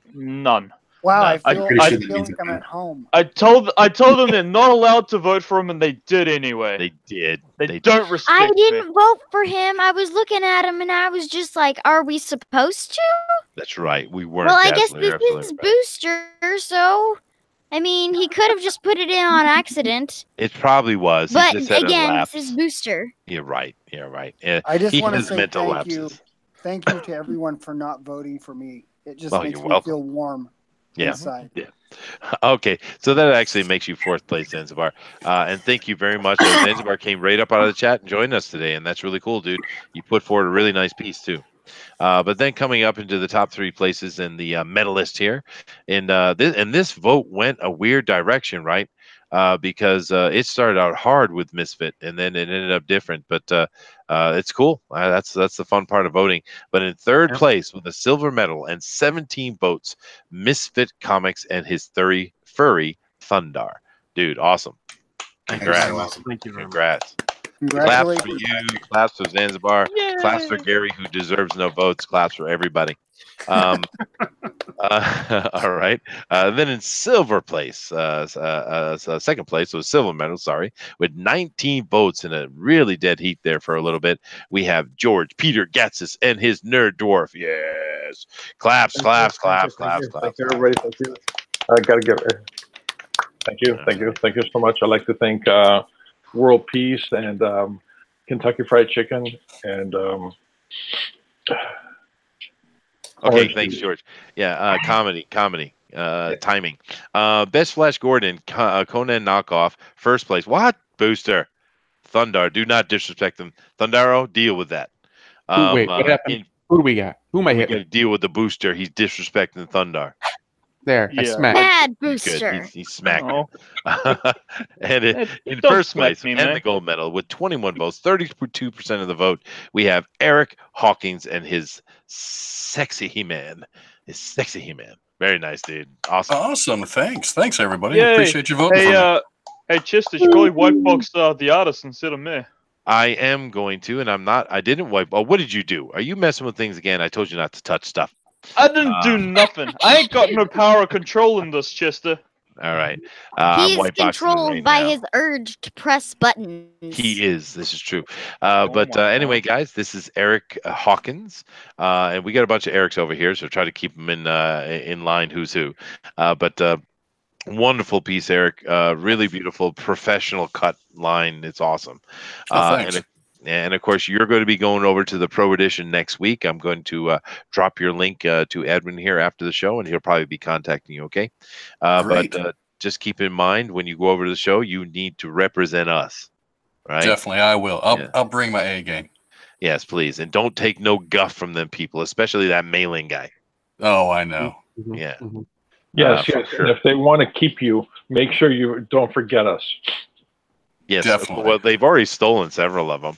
I mean, Matt Weldon was in here, and he went over there. We've never seen him again. We lost him. I know, him. They just forget about us little people when they get big. They do. I don't mind. Hey, Gary came back to us real quick though today. Gary came. Gary still loves us. Gary's a trooper. I was in here before too. Wasn't I here last week? Yes, you were. And of course, Gary is welcome anytime he wants. This is why we're happy to he's have a living Gary. legend, right there. He is a living legend. To us, in our hearts, Gary. We love you. Thank you, guys. Thank you. Dazzler says one more, Eric. Egads. Wow. Anyway, that's guys. That's not me. That's my father. I know. I kind of got that. Yeah. Tell him to put the tomahawk down. Yes, please. Stop doing a rain dance while we're streaming. Jeez. Booster's just jealous because if you tell him, then you have to tell my brother. Oh, all right. This is what I'm going to do, guys. I'm going to go down the row here, and I'm going to let everybody give their contact information because many of these guys actually have projects going on, and we'd love to see you guys go over there and support them. So let's start over here with Zanzibar. Came in up out of the chat and represented, dude. Good on you, man. But why don't you tell the people where they can find you, dude? You can't. I'm just I'm just a fan. I'm a programmer. I'm not an artist. Go ahead. Oh, okay. Then I shall go on. But you're really good. You're doing pretty good for a not an artist. Yeah. I'm going to give you the Discord link after the show is done, by the way. If you want to jump on future ones, you can. You certainly qualify, dude. Oh, thank you. Yeah. I think you did a wonderful job, dude. But all right, moving on over to Theodane himself. Do you have any contact information, or is it simply fan speak? Just here. It's the only place to find me that matters. The only place I'll acknowledge your existence is here. That's right. Whoa. Big praise. That's high praise. And you know the cool thing, just so you guys know, Fanspeak has the 2 best moderators in the game, by the way. It's true. Oh, thank you, Chester. You're not a booster. You're not a moderator. Booster. I don't think he was talking to you, Booster. No, we definitely weren't. But of course, Thundarr and why did he just leave my brain? Help me. Crypto? Yeah, Crypto Tess. Yeah. Crypto Comics, killer mods, guys. But thank you very much for coming on and sharing your opinion. Of course, we know you're a big Thundarr fan, so. No, all right. No. Okay, Misfit Corner Comics. I said it right all day long today. I didn't make a mistake once, I think. It's okay. You're doing great. I love it. Great. I did wonderful. He said, I feel better about myself now. But anyway, of course, you have an Indiegogo going on. So tell everybody where they can find it, dude. At Indiegogo, look for Hero Book 1. It's currently up. It's supposed to end in a couple of days, but we're probably going to go ahead and extend it because it's not at its goal yet, but it's doing well. So we're going to extend it probably another 30 days. But as you can see, here's the book itself right here. Well, this is actually the black and white version. What's currently up on Indiegogo is the full color version. And if you guys want to know more about it, check out our channel at Misfit Corner Comics, our YouTube channel where we put up videos every day. And we do live streams 3 times a week. And we just have a really good time. And to be honest with you, I got the vote of the 11-year-old, so I feel like I won. Yep. Well, thank you very much.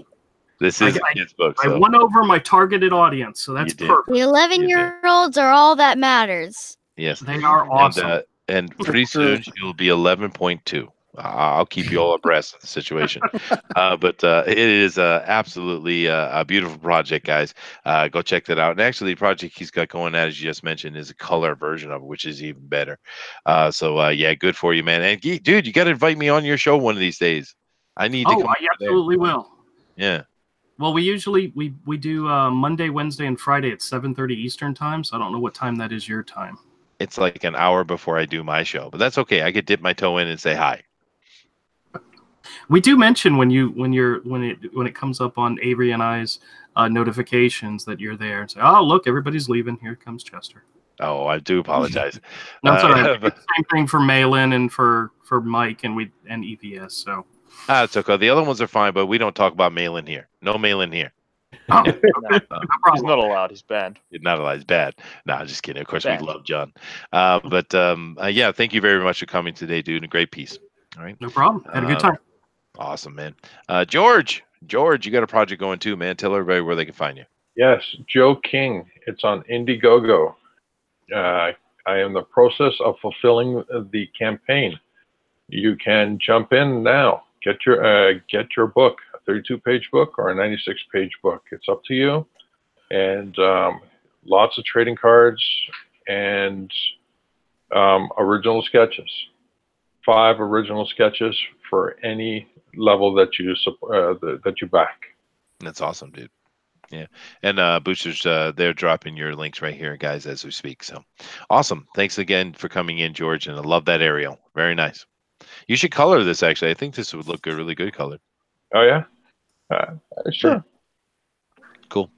And of course, moving over here, and of course, we have Gary Shipman gracing us with his legendary presence today. Oh my God! Whatever. And Gary has a project going on that you should definitely check out. So Gary, give your contact information, dude. Yeah, you can find me on YouTube under two ways: Mr. G Ship, all one word, or Gary Shipman Artist Pro. And you also could go check out my Indiegogo campaign for the Packins Land Omnibus, which is going on right now. And we're trying to get to our first stretch goal, which will be a new trading card. And I got something in mind, and I think it's going to be cool. Is that more work for me, Gary? Of course it is. Okay. Those are really cool, though. I love what you've done, trading card. You've taken the trading card concept that everybody wanted to do, and you've done something cool with it. And I like that. That's cool. Well, all right. You helped out. You helped out a lot. I appreciate that. Well, I do my best, sir. And thank you for coming over, of course. And sure. Moving down the line, we have our today's champion, Eric Hawkins. Man, dude, tell us where we can find you. You got any projects going on, man? Actually, I do have a project going on, and I'm going to release a Kickstarter or Indiegogo. I haven't really decided yet. Next month, it's for the Zombie Full World of Oz.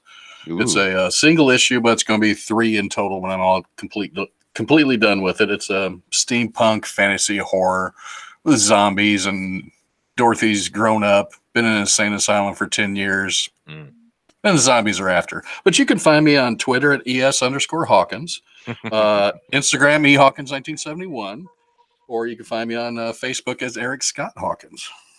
Okay, and we can find you next week on the Pro Edition. Yes. Thank you very much. Oh, no problem, dude. Looking forward to seeing what you do over there. You got a really clean style, dude. To be honest, you. I appreciate it. Your style you have here, these clean, tight lines, it's very much Mike Miller-like, actually. Thank you. I think he's a lot better, but yes. Yeah, well, thank you. He's amazing. Yeah. He is amazing. But I mean, I'm talking about style, because Mike has those clean, tight pro lines, right? And this is what this is here. This is ready to go type of thing. Well, I appreciate that. What was your Twitter again? ES_Hawkins. Come on. He's already got You're not dealing with an amateur here. Yeah, Hashtag Booster is a boomer. Yes, he is a boomer. You're right. I know. They're like way ahead of you over here, dude. All right. Now, the Booster doesn't really have any contact points. If you want to get a hold of Booster, beg me and pay me money, and maybe I'll get you in touch with him. Now, of course, Dazzler here is a guest of ours, but I want to take a moment and thank you, Dazzler, for coming on and talking to us. Did you enjoy yourself today? Yes, I did. I also have to go to bed. You do. So, you should go to bed. Yes. And is your father sitting right next to you, somewhere nearby? He is in the living room, I think. Well, take a heavyish object and throw it toward him. Preferably not There's a sword. There's a sword behind her. There is 2 swords behind in the area. Let's not encourage those being thrown. No, of course I'm kidding. She knows I'm kidding. Yes. Why would I throw it towards him? To get his attention. But anyway, thank you very much for coming. It was a pleasure to meet you, Dazzler. And I'm found here, by the way, and at my house. Awesome. Hopefully you don't go to her house to find her though. But you can find her here. Don't come to my house though. That would be they have a lot awkward. of related objects at that house. I wouldn't go there. But they you can And find her I also know exactly what her father has done and does. So you don't want to do I wouldn't recommend it. No. And she's got a knife too, so she does. It's true. But thank you very much for coming, Dazzler. That was a lot of fun. We always enjoy you coming on. And thank you to Booster, because we love the Booster. Who's the Booster? Who's a good Booster? I'm a good Kiwi. I'm a good booster. I am. You are a good booster. You are. You're all a right, good guys. booster. Thank you all very much for coming today. We really appreciate you coming over here and joining us for the fan edition every week. It's awesome. And thanks for all the votes and all the support. It's wonderful, and we're having a great time and really enjoying ourselves. And hopefully things will pick up more and more. And of course, in the future, we're going to keep doing the show. We're going to see more and more amazing art. But other than that, guys, later. Bye. Okay. Bye. See ya. Thanks, Namaste. everybody. Namaste. Indeed. Peace out, kids. Namaste in your lane.